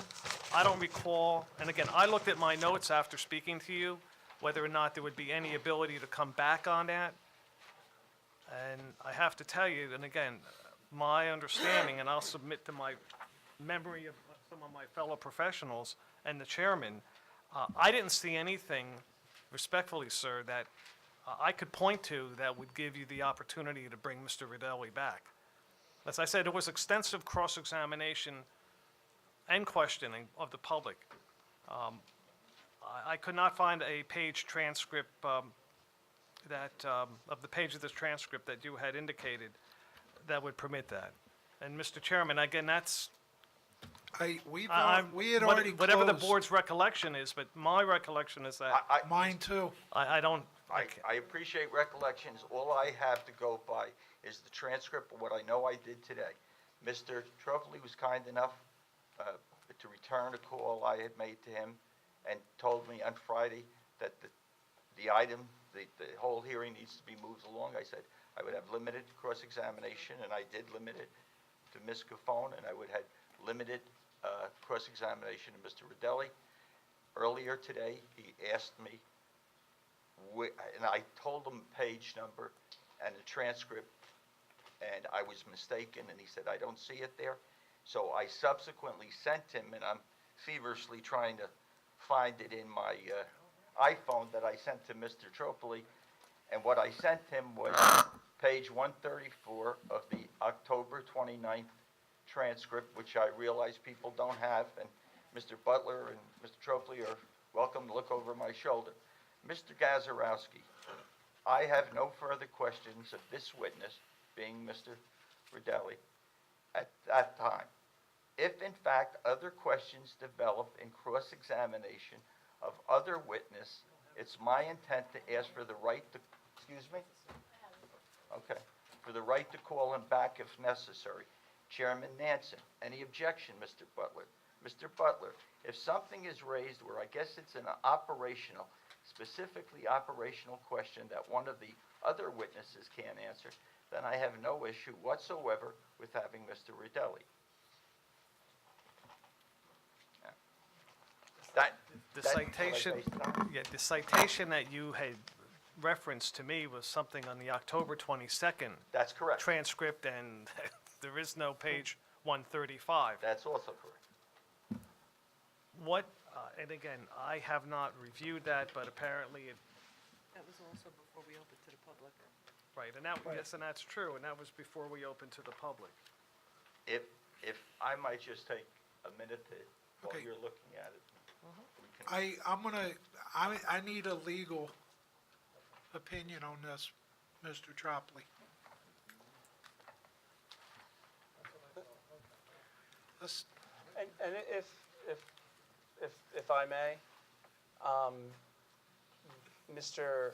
my client was first cross-examined by Mr. Gazarovski, and then was subsequently cross-examined by members of the public. Mr. Gazarovski closed out his cross-examination of my client, and he asked for it to be left open for an operational question that may come up during cross-examination by another witness. There was no other testimony provided by my client or any other witness regarding the operation of this site other than what Mr. Gazarovski had a chance to already question my client, and the public had a chance to extensively question. This was not as I read it here, this was not a blanket reservation of rights to reopen, but it was whether or not something would come up in other witnesses' testimony. And I agree with what Mr. Butler just said, that if something came up that was directly at variance with Mr. Rodelli's testimony, then there would be a reservation of rights. But, Mr. Chairman, I'm going to ask whether or not there is anything that the board has heard that would require that. And I don't know that, Mr. Doyle, that you can point to anything. My recollection, which is, somewhat clear on this matter, I don't recall any different operation testimony that would require bringing back the applicant's witness. Mr. Chairman, and through you to counsel, I think there was extensive operational testimony that was elicited at the December 10th public meeting when he was examined. But to the degree that I appreciate what you, Mr. Tropoli, what you said and what the chairman has said, I will withdraw from questioning him. I would have asked him and thought I had the right to ask questions. I'll clear up that I did send you that page earlier in the day, and I will call my first witness if that's where we're to go. Establish that Mr. Butler has rested. Yes, I have, and just for the record, my client's testimony is complete, correct? Or it will not be reopened? Your witnesses are closed. Okay, Mr. Doyle, you ready to proceed? Yes, sir. Rearrange myself. Sure. Do you need a couple of minutes? Yeah, please. Okay, let's take a 5-minute break. The zoning board will now reconvene.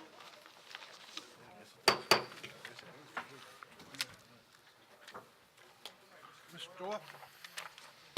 If I might have Mr. Thompson sworn. Yes, sir. Sir, would you raise your right hand? Swear to tell the truth, nothing but the true self you got. I do. Thank you, sir. May we have your full name, please, and spell your last name? George W. Thompson, Thompson. Mr. Doyle. Mr. Thompson, would you give the board the benefit of your educational background? I graduated from Villanova University in 1969.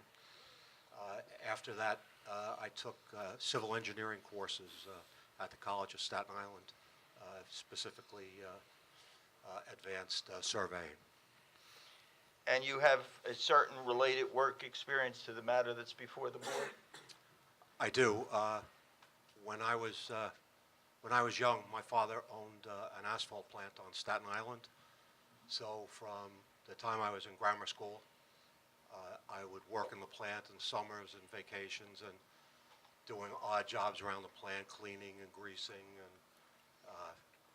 most of the jobs that nobody else wanted to do. And then after that, my father had sold the plants and started a construction company. And I worked in the construction company as a laborer and then foreman and eventually superintendent for the paving company. Did you move on? My father sold his company in 1982, and I went to work for Tilcon, New Jersey. They're a company that has asphalt plants and quarries in northern New Jersey. My first job there was as a plant manager at the Pagoda asphalt plant. After that, I moved from managing the single plant to operations manager. I was responsible for all operations at Tilcon, New Jersey, which was a fairly small company at the time. And eventually I became president of that company, Tilcon, New Jersey, Inc.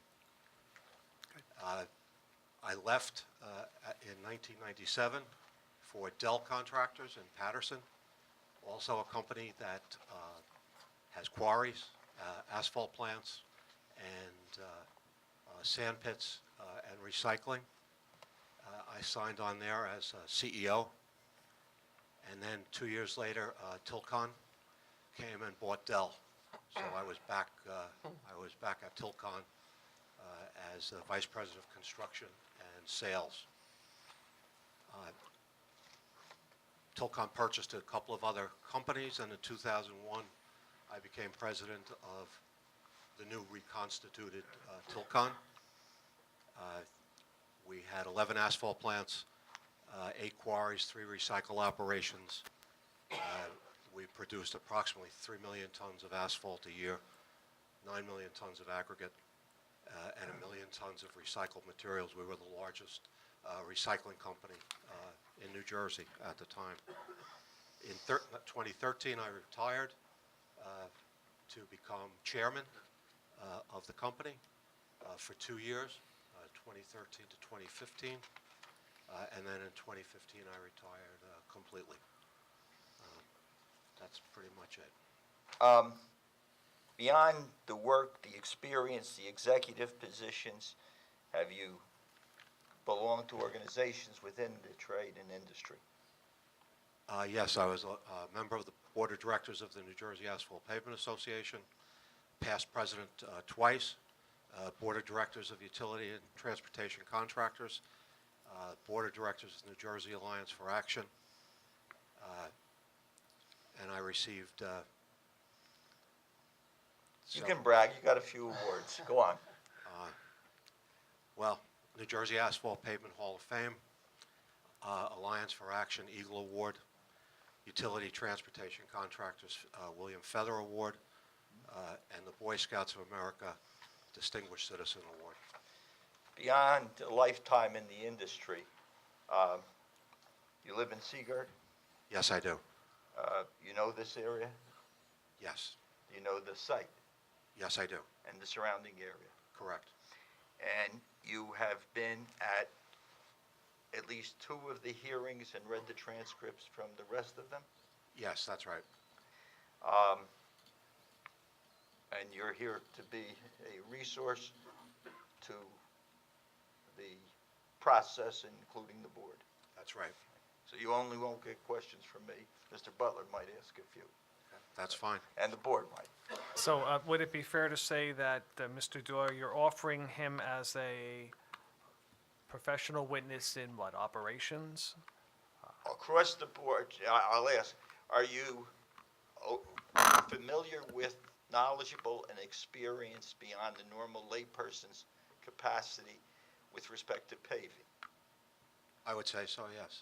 With respect to the concrete manufacturing? Not so much concrete manufacturing. How about asphalt manufacturing? I've made a lot of asphalt. How about the business in terms of the economics, profit, loss, financing? As president of the company and CEO with Dell and president of the new Tilcon, I was responsible for capital planning, budgeting, complete profit and loss operations.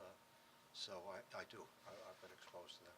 With respect to what goes into an asphalt manufacturing company, including the personnel requirements, trucks, trucking requirements, truckers, nature, trucking patterns, with respect to recycling, or have you dealt with those and familiar with all of those? Yes, quite a lot.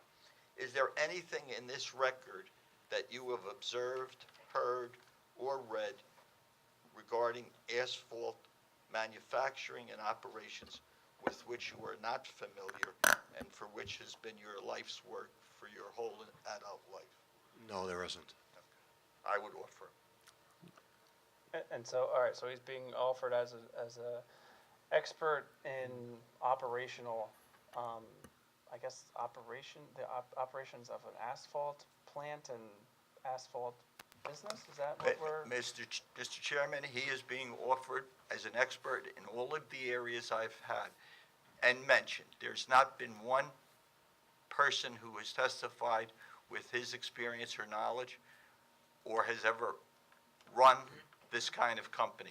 So I'm concerned that if I ask a question, oh, that was beyond the scope. So I'm not gonna limit him. You've heard what he's an expert at, what he's experienced at, and I think it's the resource that the board should have because they haven't had such a witness from the applicant's case. And I respect that Mr. Doyle wants to make him an expert as broad as possible. That's fine. But I guess we're talking about these things. You said paving, not concrete, asphalt, financing, personnel, trucking, recycling. Was there something else? Is there anything about the asphalt manufacturing and the economics and the operation of that business that you don't know? I would say I've been exposed and run just about every part of an asphalt business, recycling business, including trucking, et cetera. This is your case. You're putting him on as a asphalt expert, correct? Asphalt business expert? Yes. Okay. Continue. Can I, If you have other questions, Mr. Butler, to try to proceed with them, go ahead. okay. It's Thompson, right, correct? I'm sorry. Mr. Thompson, you said you retired in 2015? That's right. What have you been doing since you retired? I've been doing some consulting with different manufacturers. And is that just in the state of New Jersey? Is this nationwide? Actually, in New York. New York State? Yes. And have you ever provided testimony to any board, be it the planning board, the zoning board, maybe even the environmental commission before the township of Howell? No, I have not. And how about the county of Monmouth, No, the state of New Jersey? that's not my job. Okay, just asking. Okay. So you said since you retired, you've been consulting, providing testimony in New York State? I didn't say that. Okay, okay, so you said you've been providing consulting? I've been doing consulting, yes. Okay, do you have a business? No, I don't. This is purely on your own, no business entity? That's correct. Okay. And you were hired to present testimony tonight? That's right. I was hired for my time. I'm being paid for my time, not for my testimony. Okay. And who hired you tonight? Stavola Company, What's Stavola Company? Stavola Management. Stavola Management. You're on, Can you you be- know, Mr. Chairman, Yes, sir. You can sit. it offends me when the applicant, and I read the transcript, and the question is asked of Mr. Rodelli, have you ever had any experience in asphalt manufacturing or an asphalt managing business? And he says no. And so the board would have been left without. Now, not criticizing, just fact. So this gentleman comes before you with 2 pages and 45 years of experience running companies, asphalt companies, with quarries, stone, trucking. I won't limit Mr. Butler's questions, but to not allow this expert to testify about his life's work as it's applied to this fact pattern on this site. You can continue to ask questions on voir dire, but And you are trying to limit my questions. And, you know, I'm simply asking, what is he doing now? What is Mr. Thompson doing now? And I asked, objection, it doesn't matter what he's doing now. It's his lifetime Sir, that's before you. Okay, okay. And let the record reflect that a member of the public came up and just whispered into Mr. Thompson's ear. And if that member of the public can identify himself and who he works for? No, objection. no, sir, no, sir. You can't approach a diocese. You need to direct your witnesses. You can't approach a witness on the... Well, I must say, I did the same thing when, in between the question and answers with Ms. Cafone. But we knew She who- did that with, excuse me, with Sir, Mr. sir. Butler. Sir. Now, Yeah, but that wasn't a member of the public coming forward, that was. sir. That was between those two, the attorney-client. That was his witness to... My client, the gentleman who spoke with Mr. Thompson is a part of my client. My Okay. client is a corporation. Thank you for identifying. Thank you. Mr. Butler, Yes. it appears, unless you have any further questions, I mean, the witness evidently has some experience, let's say, in the asphalt industry. The applicant has testified. Mr. Doyle does have the right to present a witness if he feels it advances his case or not. It'll be up to the board. The board will weigh the testimony in any fashion that they deem appropriate. I presume that the questions that Mr. Doyle will ask will relate to his knowledge of the asphalt industry, subject to, of course, cross-examination by not only yourself, but the board and members of the public. So again, it's not exactly clear to me as I sit here as to what the expertise is, whether or not he's ever testified before anywhere else, but I think the board can draw whatever inferences they want, but I'm not going to curtail Mr. Doyle's ability to present what he His believes witness. to be on his client's behalf. So I would recommend that we move forward, let's get into the questioning, and we can proceed Agree. from there with my recommendation to you, But, sir. Mr. Doyle, I want to just give you a little background. I know you brought in economics in this. This board, I've been here almost 19 years. This board, the entire time, we do not look at economics at all. It doesn't even, we don't even have testimony usually based on economics of a business. We don't look at tax rates. We don't look at tax ratables. That's not what this board is generated to. So, if you move forward with your witness, just keep that in mind. We do not take economics in any effect as far as testimony before the board. I am sure, as I have done, if I step over the line, Mr. Butler or yourself will remind me.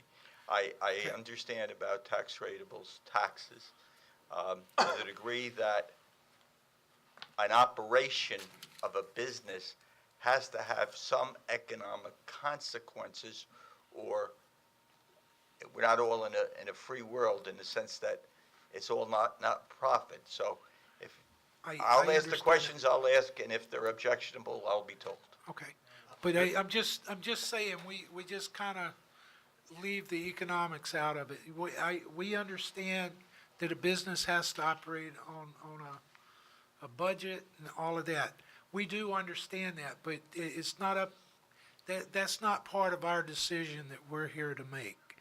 We're here as land use, we're here as dealing with the facts of existing conditions, pre-existing conditions, and right down the line. Dealing with zoning, not economics. So I'm just I putting that understand. out there. I'll start with the zoning. And I apologize, I'm not trying to belabor this, I don't have any objection to Mr. Thompson beginning. I do want to note for the record that there was a representative of Mr. Doyle's client who came up to the podium. They did.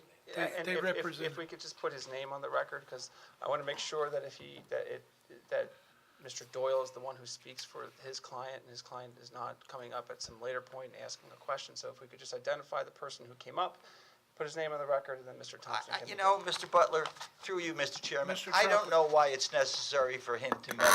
I don't want somebody coming up asking questions instead of Mr. Doyle. That's that kind of insulting comment that's unnecessary. Let me just say this, Mr. Doyle, respectfully, and Mr. Butler, look, I don't think it's necessary. I think Mr. Doyle has represented that it was his client, and that's, as far as I'm concerned, as far as we need to go with that. Yes. But let's proceed, Mr. Doyle, thank you. Thank you. Thank you. Mr. Thompson, the chairman just mentioned zoning. In your career, have you been involved in any land use applications wherein any of the companies you were affiliated with or presided over made application for an asphalt manufacturing plant? No, I don't think so. You mean for a variance? We have not. Have you ever made any for a site plan where it was a permitted use? We have, yes. Would you have ever made one for a variance? Not if it was a prohibited use, no. Why not? We just wouldn't do that. Okay. Let's get back to this. Mr. Chairman, can I just say, I just want to correct one thing. I'm representing Stavola Real Estate. I had told you, Stavola Management. So. Okay. And I'm not a professional witness. I don't go around giving testimony, just to clear everything up. Thank you. Thank you. Now on to, when you first looked at this, what would be the first thing that you considered? Well, when I saw that the projected tonnage is going to be 200,000 tons a year, that's the goal, it made no sense to me at all. Now, when you say that, are you familiar with Aztec? Yes, I am. And you're familiar with what they sell? Yes. And they sell a number of asphalt plants of different size? They sell plants with different capacities, different volumes, yes. Okay. And you read or heard Ms. Sutton Choate's testimony regarding 400 tons an hour? I read it, yes. And it is possible to extrapolate that into the plant's capacity. Well, it's a simple multiplication.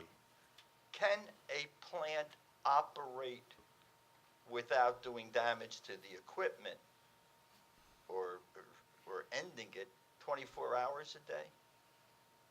Absolutely. There are a number of plants that operate 24 hours a day.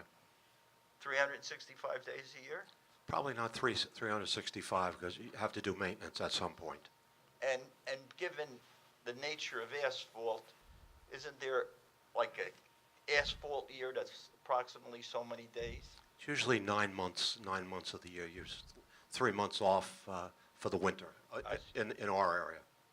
So if this plant was to do 400 hours times the number of hours that have been mentioned, that is 7 in the morning to 10 at night, for 270 days, you can figure out a capacity.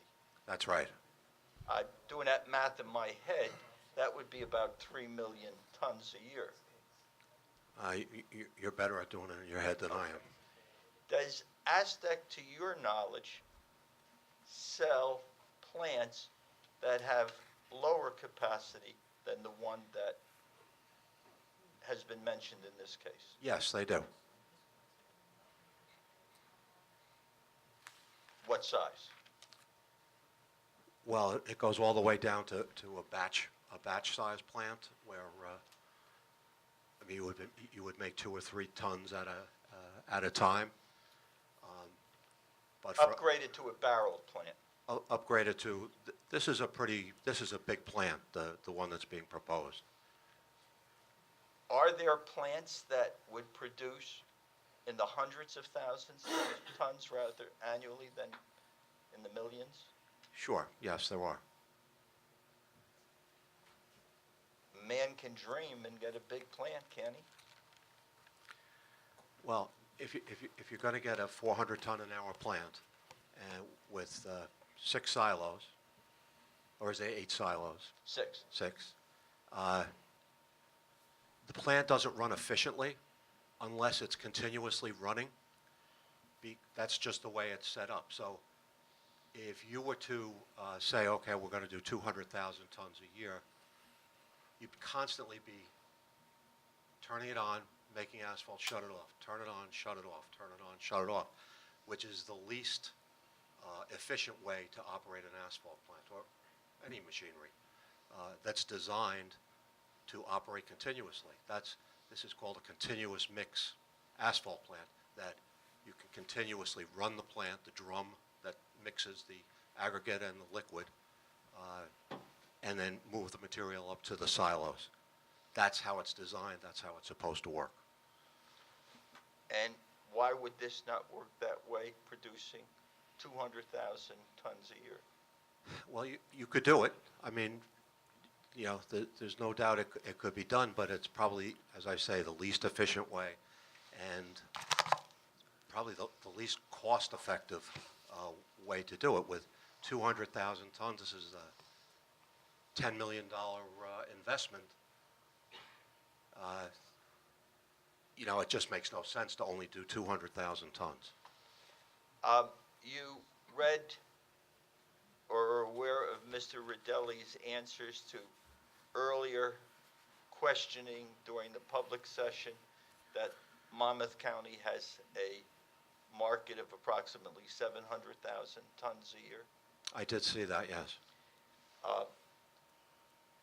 Given that, does having this size plant for somewhere between 200,000 and 700,000 make efficient and business sense? You probably become more efficient somewhere around 700 to 1,000,000 tons a year. That's probably peak efficiency for the plant. In order to do that, you have to go after public work, because although there's 800,000 tons, for example, of asphalt available in Monmouth County, some of that is private and some of it is public. And the public work is Garden State Parkway, for example, or DOT highway paving projects. And in those cases, most of those are at night. The DOT has a policy where they want to disrupt the riding public as little as possible because they're voters. And so most of the paving that's done on those public projects is at night. So you could do private work during the day and public work at night. The public work is usually larger quantities of asphalt. When testimony was given about doing driveways and doing patchwork, can that make this plant work, just private work?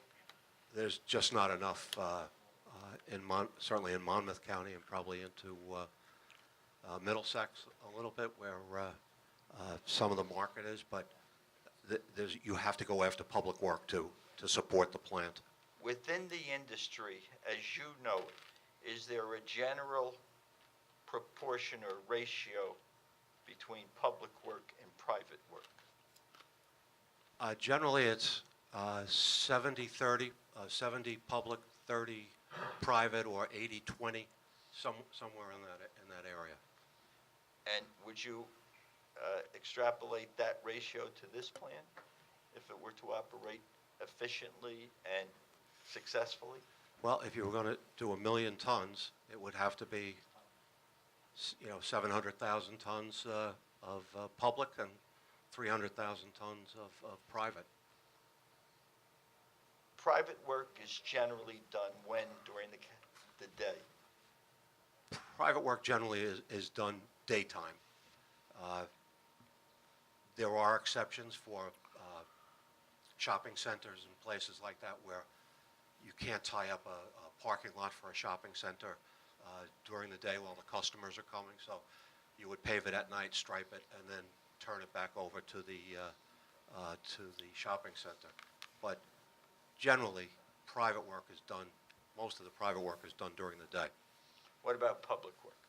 Most of the public work is done at night. There are some municipalities that allow roads to be paved during the day if there's a minimal disruption of traffic, but certainly all the larger jobs, DOT and Garden State Parkway, Turnpike, almost all of them, almost virtually 100% are done at night.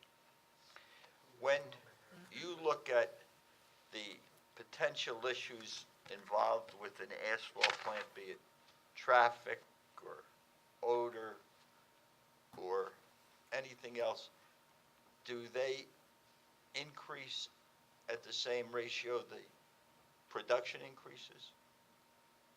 Well, there's a direct proportion between the more production that you try to get, the more things can go wrong, the more things have to be ameliorated and addressed.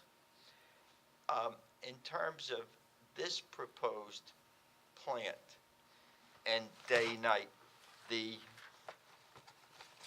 environmental expert whose report was admitted into evidence indicated on page 6, the frequency of nighttime operations is unpredictable because the need for material will be dependent on the needs of specific projects that will vary from month to month and year to year. For example, nighttime operations could occur once per month, or nighttime operations could occur once in 3 months. On a 9-month period, that would equate to 3 to 6 times a year.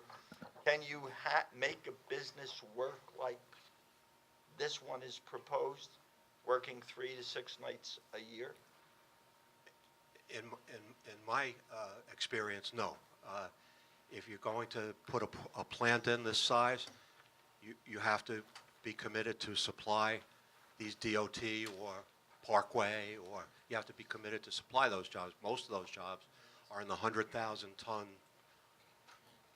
and up range, just because, you know, the scope of the project. So you're committed to, whether you're supplying it to another contractor or paving it yourself, you're committed to quite a number of nights.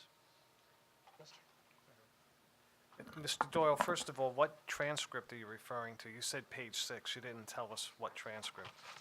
The environmental expert, revised natural resource inventory report and environmental impact report prepared for L&L paving by Makafka Environmental Consulting. you- That is A10 I may have in evidence. I may have misheard you. I thought you said transcript. So Oh. it's A10 in evidence. Okay, I just wanted to make sure. Yes. Okay, thank you. Page 6 of that. Okay. Now, just for the record, just so I'm clear, your client is not an environmentalist, not a traffic expert or anything else. This is based on his own general knowledge of how these operations go. Is that correct? Yes, which includes environmental aspects as well as trucking aspects. To the extent that he's Familiar that- with it. to his familiarity, doesn't possess a degree in any of that, and you're not offering as an expert in trucking or as in environmental investigations. Well, I'll ask him the next question and we'll see what it evinces. Okay. No, well, I'm going to object. There was no. To a question I haven't asked? No, the objection is because what I heard is that you're going to offer him now as an environmental expert? No, I didn't say that. Okay, Mr. Trump, that was the question that was asked by Mr. Trump. I was just trying to clarify Correct. where the scope of his knowledge is, and I wanted to clarify what Mr. Doyle was referring to, as opposed to, he had quoted from the environmental transcript, and I'll ask Mr. Doyle to continue, but again, my understanding is that it's based on his knowledge of the industry as he understands it, but he's not an expert and hasn't been offered as one in any traffic field, environmental field, or anything else, just in terms of his own experience. So to that extent, Mr. Doyle, you may continue. Thank you. Please note, though, that the environmental report did talk about the operations as well as other items that we will get into. You've read and heard the testimony regarding the number of trucks that would go in and out of the site. Yes, I have. Do you think those numbers are realistic? I don't think they're even close to being realistic. Why do you say that? Well, all of the numbers and even all of the expert reports are based on 200,000 tons a year. And all of the expert reports, they were given that number by the applicant, which is fine. But the fact of the matter is, this is like having an AK-47 with a loaded magazine, and you say, don't worry, I'm only going to use 2 of the bullets in the magazine. I mean, it's just not going to happen. It's just, in real life, that's just not how it is. So if you take that at face value and you up it, say, to 1 million tons, just because it's a round number, you have 5 times the number of trucks coming in and coming out with finished asphalt. You have all of the 5 times the trucks coming in with raw materials to supply the asphalt, make the new asphalt. You have all the trucks that are coming in around the clock with millings. Because if you're going to supply these DOT and Garden State Parkway jobs to get your tonnage that you require, most of these jobs, as we said, are done at night, and it's usually mill and pave. So what happens is the company who's ever doing the job mills the road. They take out, say, 2 inches or 3 inches, whatever it might be, and they come right behind and put 3 inches back in. And then by 5 or 6 o'clock the next morning, the road is opened. There's at least temporary stripes on the road, and the road is reopened. So you're going to have multiple types of traffic coming into the plant from all those things, from millings, from raw materials, from finished product going out. I mean, it's so minimized, and it's going to wind up to be a 24/7 operation, in my opinion, because you have to supply the raw material. If you put 4,000 tons out on the parkway, you have to have 4,000 tons of material, stone and sand and asphalt, come into the plant. Well, the next morning you can't start the plant empty because you used all the stone and asphalt and sand the night before. You have to continuously be resupplying the aggregate, the raw materials, so that you're ready to start manufacturing the next morning. Given that you said 70% of the work generally is public, and that generally has to be done at night, that means the undescribed truck traffic that would emanate from this site, given its capacity, would be mostly at night. The biggest projects would probably be at night, yes, because the private work is done during the day, but they're generally smaller jobs. So the preponderance of the truck traffic would be at night. You described milling. Now, I have a sense that some of the board is familiar with the whole millings process. Just take us through it very quickly. Well, generally speaking, a milling machine churns up a specific thickness of the old asphalt on the road, and they start several hours before the paving starts. So you have trucks that are on the job milling and bring the millings back to the asphalt plant. By then they get loaded and they bring finished asphalt back to the job again. At some point, the millings have to be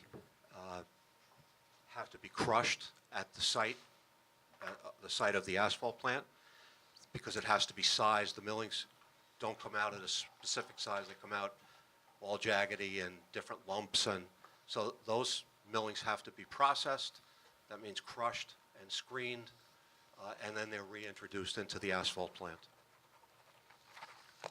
Now, there was mention made of something called RAP, not the music, recycling asphaltic products.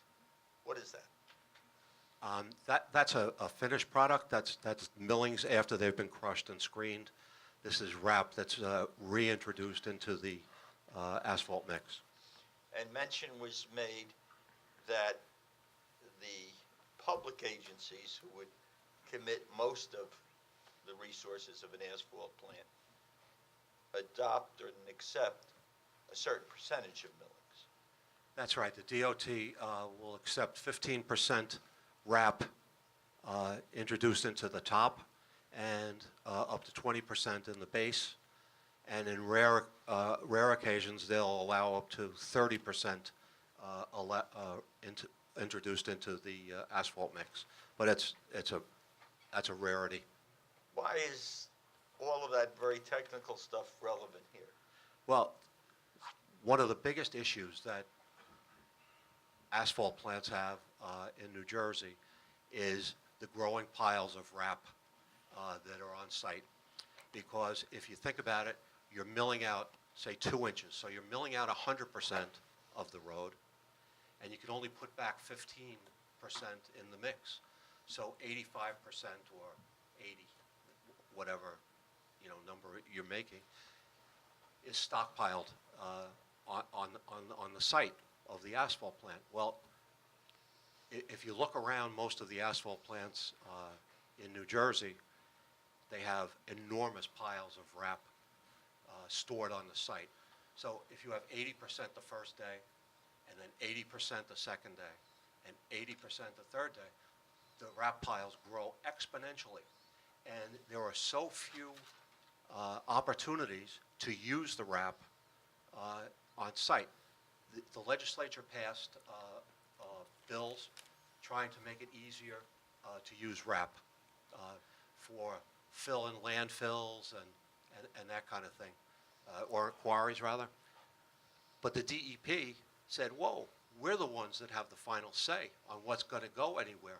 So the legislature can say all it wants that you should be able to do this, but we're the ones that are going to tell you whether that's legal or not, or whether we're going to approve it. And they have not. They have taken a hard stand, despite scientific findings from all over the country. But New Jersey DEP is they're a tough bunch to handle. So consequently, the piles grow and grow and grow and grow around these single asphalt plants. If you're lucky, you have a quarry and you have more room to store it. But we had a plant in Keesby that's since been taken over by Trap Rock. And when you look at the picture, and you can see it when you come over the Raritan Bridge, if you're coming south and you look on the right side of the Raritan Bridge before you get to that new development that they're building, you can hardly see the asphalt plant because the wrap piles are so high. It almost obscures the whole asphalt plant.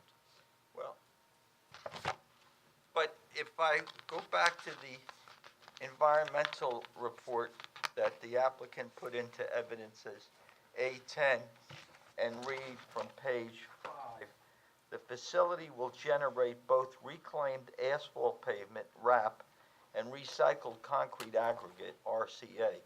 The plan is to use 100% of the RAP at the on-site bituminous concrete manufacturing plant. Is that realistic? That's not realistic. It doesn't happen anywhere. It can happen. It's just can't happen. It's just when you have an 80-20 ratio of what's coming out and what's going back in the mix. I mean, it's simple math. And what we used to try to do was to mix RAP with our RCA, because we thought, well, it makes a pretty good product, and it binds pretty well. It compacts really well. And the DEP shot that down because there can't be more than 1% asphalt in the RCA. That's the recycled concrete product. And if you have more than that, when they come and test your pile, they'll condemn the pile, and you can't even deliver to a site. So an asphalt plant owner, if he can't sell 100%, which you said is unrealistic, has no other alternative to leave it on his site and stockpile it? That's correct. From your observation of the submitted site plan, was there any designated area on this site to be used exclusively for REP? There's a section of the site plan that shows a bin for storing RAP that's already been processed, along with 3/4 stone and 3/8 stone, and I think they were 50 by 50. And unless I missed it, I didn't see any area for processing the millings and stockpiling the RAP. Could a facility such as this not have such a designated area and be effective and environmentally sound? Well, practically speaking, there's going to be an area, whether it's designated or not, I don't know. And maybe I missed it, as I say, but I looked at the site plan pretty carefully, and I didn't see any area, because when you think about it, you have to have a crusher, you have to have loaders and screens to process this material down to a usable size to be introduced into the mix. Did you hear of that equipment mentioned in the testimony or see it on the site plan? I didn't see it on the site plan, and I don't recall about the testimony. You mentioned Keesby, that's in Woodbridge Township? Yes, that's right. To give the board a sense of what has happened, I ask you to identify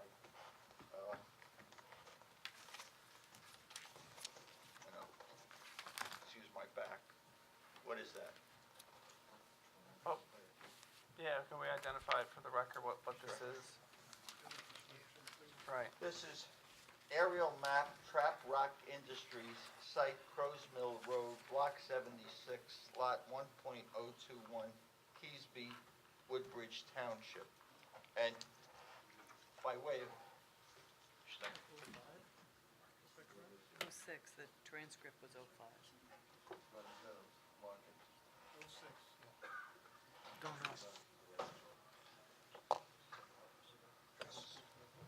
5/18/17, the planning board transcript.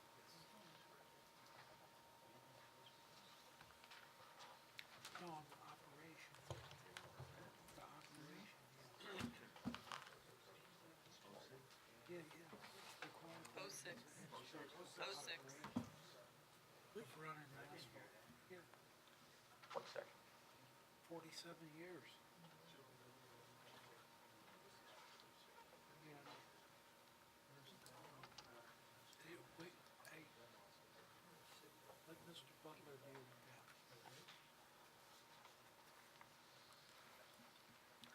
We gotta let him put the case on. Shut it down.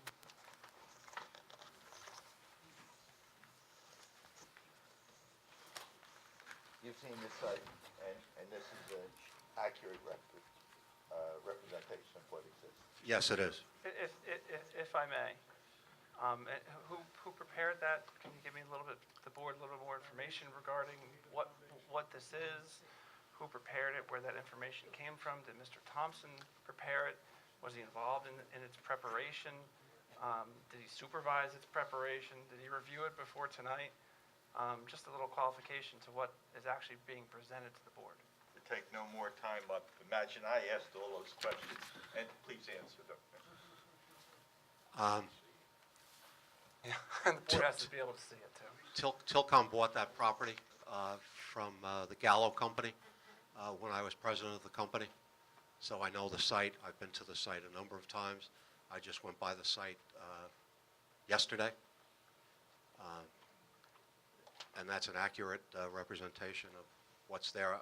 That might be a little light from, there might be more than what shows there We now. don't have a, you don't When it's have that, do you? presented here, I don't have it electronically. Okay. Sorry. I mean, we can't see it. We pass it Oh, really? Well,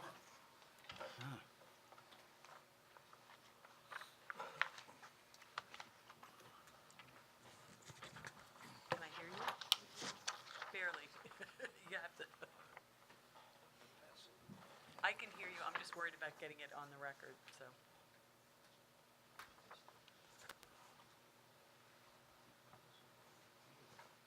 And I guess while the board's looking at it, who prepared that exhibit? How was it prepared?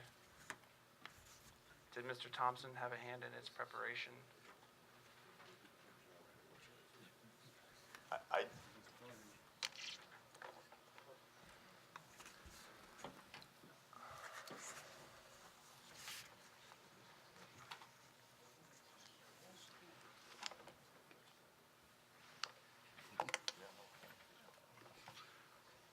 Mr. Dole, Yes, sir. do you want to qualify that, who prepared it? You aware who prepared it? I am not, no. You know how recent the picture is? I didn't see a date on there. Does it accurately reflect what you saw when you went over to Raritan Bridge yesterday? Yes, it does. Does the overall site in terms of what is located where jive with your knowledge of that site over the years, as you've mentioned? Yes, it does. Are you able to tell the board how high those stockpiles are? I would bet the piles are every bit of 40 to 50 feet high. As I said before, you can barely see the, Once again, yeah, I guess he's. can barely see the top We're of the into plant. testimony on something that's not yet qualified and accepted into the record. There's,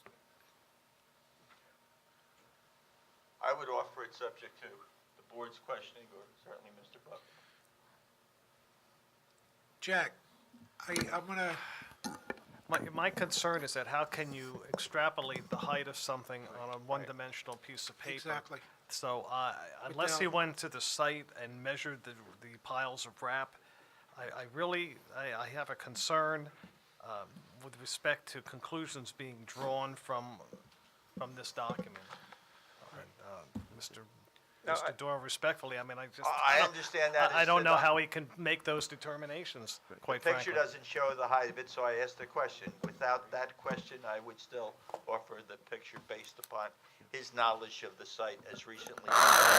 Other than the fact that perhaps there's wrap stored on the site, I don't think the board can draw any conclusion as to the height of these piles. Beyond that, if there's some additional questions, but that's all I can offer to the I board agree. right now. I drove up the road just a week or so ago, the road that goes to the plant, and those piles are every bit, in my estimation, 40 to 50 feet high. I know, but we can't really From use ground that as, you know, your testimony, yeah, you're saying is 40 to 50, but as far as us knowing, there's no elevations, no, we have no form to verify that. I'm just telling you what. Excuse me. I heard Mrs. Cafone testify at the height of several towers today, without a picture, without a degree. And so he said he went there yesterday, just as Ms. Cafone said she went there this morning, told you how high she saw something to be. He tells you how high something is. I can't see how she is as acceptable as. And I think that, No, yeah, I think the issue is, it's not whether Mr. Thompson can provide testimony about him being there or I driving around the road yesterday. It's simply regarding. I understand Let that. me, Mr. Chairman, let me just say this. That's his testimony. You're free to accept or Correct. reject it as you are with Ms. Cafone. That's where I was going with Leave that, it at Mr. that. Tropoli. Leave it, and I know you were, Mr. Chair. Thank you. Mr. But Doyle. you know, not based it on elevations, his testimony will stand as It's on his the record testimony. for That's all whatever I, weight the that's all I board can wishes offer. to give it. You know, we do have drawings to know, which I've already scaled the drawings to know how high those towers are. There are, it's exhibits. I appreciate that.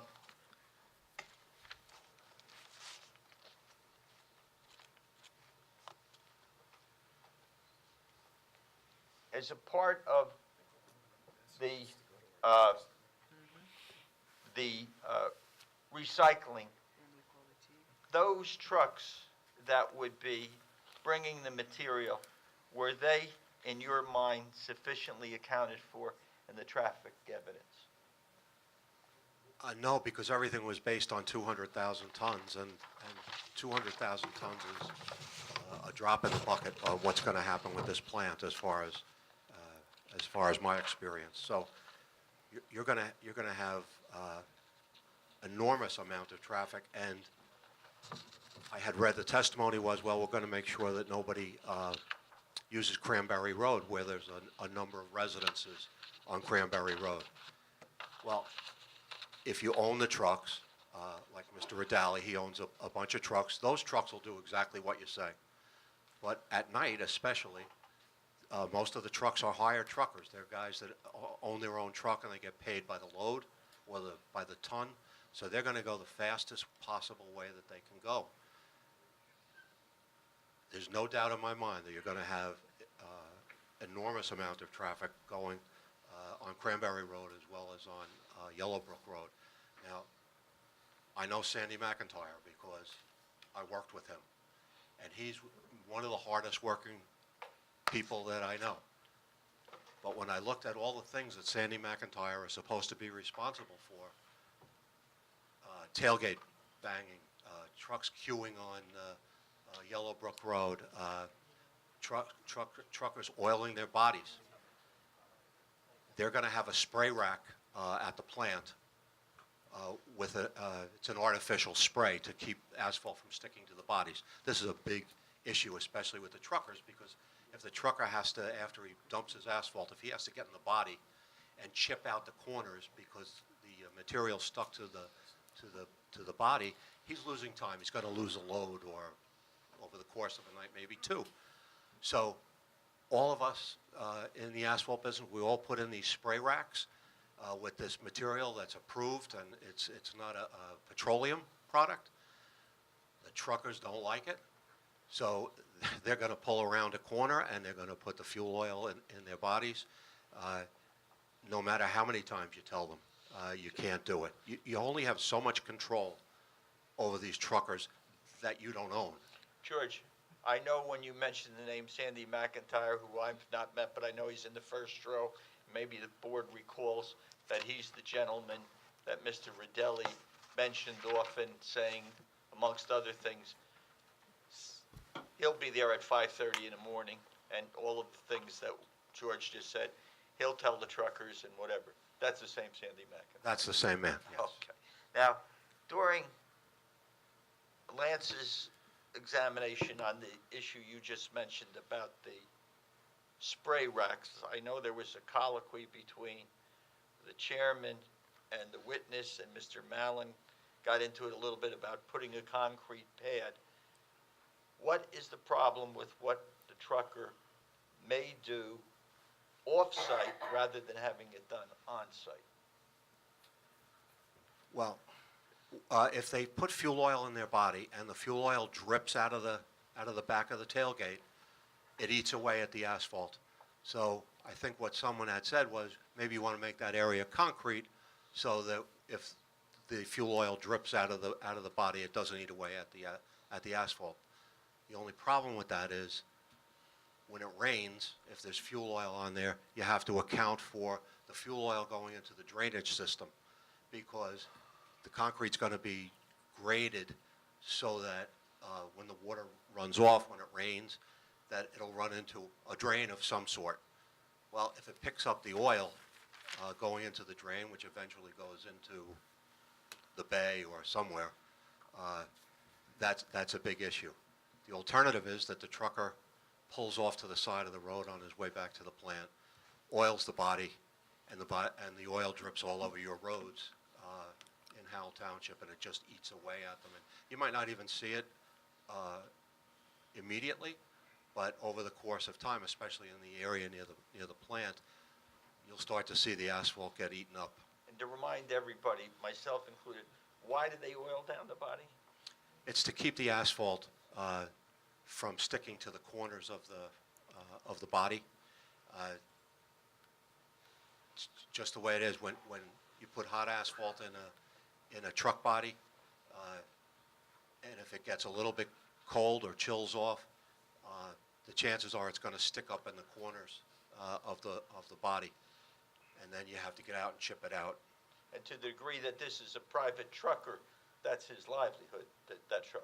That's right. He's not going to take a chance that he's going to miss a load because he has to get up in the body and chip it out. And so he's got to get it off right away.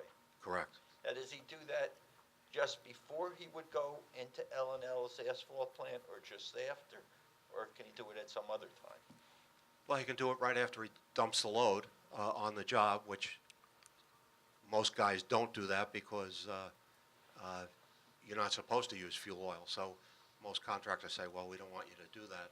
So the trucker pulls around the corner, or on his way, he stops for coffee and does it at 7-Eleven or something. So it's usually on the way to the plant. So that by the time he gets to the plant, all he has to do is pull under and get his load.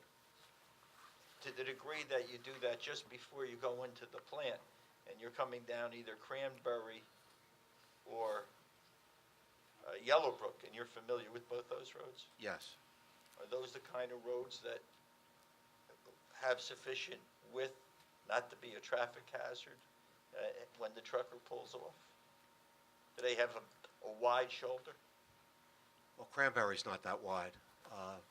Actually, Yellowbrook's not that wide either, but I never looked at it from that perspective. I noticed that one of the board members during that planning board hearing described those as rural roads. Is that inappropriate? I think that's a good description.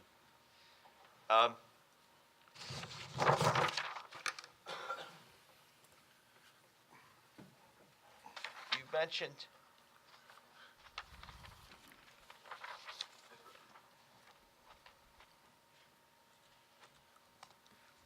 the bringing in of the raw materials, that's a part and parcel of how many trucks come in and out. Well, it's especially in direct proportion to how many tons are going out of the asphalt plant, because however many tons are going out, those tons have to be replaced with raw material so you can make more tons. Was those trucks and the need for them going back and forth sufficiently counted within the realities as you know them to be? Not in my opinion, no.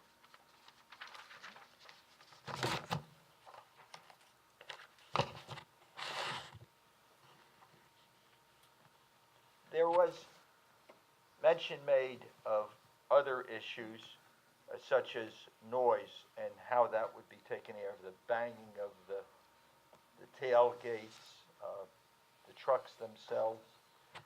Is that a part and parcel of asphalt manufacturing? Well, it is to the extent that you have truckers coming in and they don't want anything to stick in their body, so they're usually gonna bang the tailgates. Now, it's a never-ending battle to try and get them to stop and not to do that, but it's a never-ending battle, and it just doesn't stop. You have to be on them all the time, and I know Sandy would be on them, but I'm not sure how many hours a day he can work, so. There was testimony that L&L has 18 trucks. Based upon that number for the moment, and all of the trucks that you've described, whether they're bringing in material, bringing out product, bringing in millings, is 18 the more significant part of the trucks, or is it a lot more coming from the outside? It's a lot more coming from the outside. The 18 is not going to adequately supply the plant or deliver material to their jobs. So when the applicant tells the board, we will tell our employees and have our trucks do such and such, that's a small part of what. That'll probably be a small percentage of the total trucks that are going in and out of the plant. Mr. Chairman, I wanted to go into a new area, and I don't know what you want to do with respect to your curfew. I'm not sure I'd finish them tonight, but I'll go as long as you want me to. Well, if you're going to a new area, I would suggest that we kind of wrap it up with this area now for tonight, being 10:30. Mr. Chairman, Mr. Thompson has the pleasure of living in Florida, and I would say he would be our next witness. Ms. Urbano suggested that we may well be meeting on March 4th. I'm not sure whether that's the likely next date. Mr. Thompson's address is Seagirt, and he testified to the fact that he lives in Seagirt. I'm renting an apartment in Florida. What else did you want to know about his personal life, Mr. Butler? That's pretty funny, Mr. Doyle. No. I think that was unnecessary. Maybe my comment was, but so was his. It's not. You're. Okay, you want to test his It's a veracity, valid I question. understand. You're Okay. trying to talk about future testimony, and you're trying to offer an excuse that Mr. Thomas can't come to a hearing because he lives in Oh, Florida. no, he has to come to a hearing, no different than Ms. Choate came from Tennessee. All I was going to ask before his address was questioned was if he is to come back on March 4th, I would hope that, and I appreciate, and I had this discussion with Mr. Butler, and he pointed out that for his witnesses, they all were cross-examined at the end. Right. Ms. Choate, I think that might have been a little bit different. Board's call, if they wanted Mr. Thompson so that you had both his direct and his cross back-to-back, fine, otherwise he'll come back a third time. Your call. I would prefer to do all the cross-examination of everyone together once the record's in place. Right. Well, if he, again, I know we did it for one of your witnesses, and if he's in Florida, if we can finish him up next meeting, I really would like to do that, if we can do that. Is that acceptable? It's acceptable to me. Okay. Okay, so March 4th, March 4th is our next meeting. When you say finish off, Mr. Chairman, you meant for his direct and cross. direct and cross, and then and the also public- offer so- to the public. Right, and then we offer it to the public. Correct. And if we all don't finish, then he'll have to come back. Okay. Okay, thank you. And just for housekeeping, how many witnesses do you have? Mr. Butler asked me that too, and I thought that it is possible that we would have a witness from every area or expertise that he presented, that is to say, noise, traffic, and planning. I'm not sure whether we'll present any witnesses in areas from which he did not present anybody, such as an environmentalist, but that remains to be seen. Okay. So an engineer, planner, and, And I'm not certain about an engineer. Thanks for reminding me. okay. Okay, so March 4th. Yeah, and actually on the agenda, February 28th, but he gave us. Okay, case number BA 1806, L&L Paving Company, Inc., will be carried to March 4th, 7:30 PM, with no further notice. We need a extension of time also, You got it, not a problem. okay? Through the end of March? Yes. Thank you. Which year? Okay. 2017. I'm trying to remind, during this, Mr. Doyle, what my mother told me. could you Yes, sir. please make sure before next meeting that council, our council, and the board has Transcripts. all the transcripts, please? Right, and specifically, those are the transcripts from December 3rd, December 10th, and December 17th. Yes, sir. Yes, sir. Okay, thank you. Is there any more business from the board? No, sir. Anything from the professionals? Okay, can I have a motion to adjourn? I make a motion to adjourn. Motion by Mr. Moretti, seconded by Mr. Roscoe. All in favor? Aye. Zoning board adjourns at 10:35. I was about to say, my mother said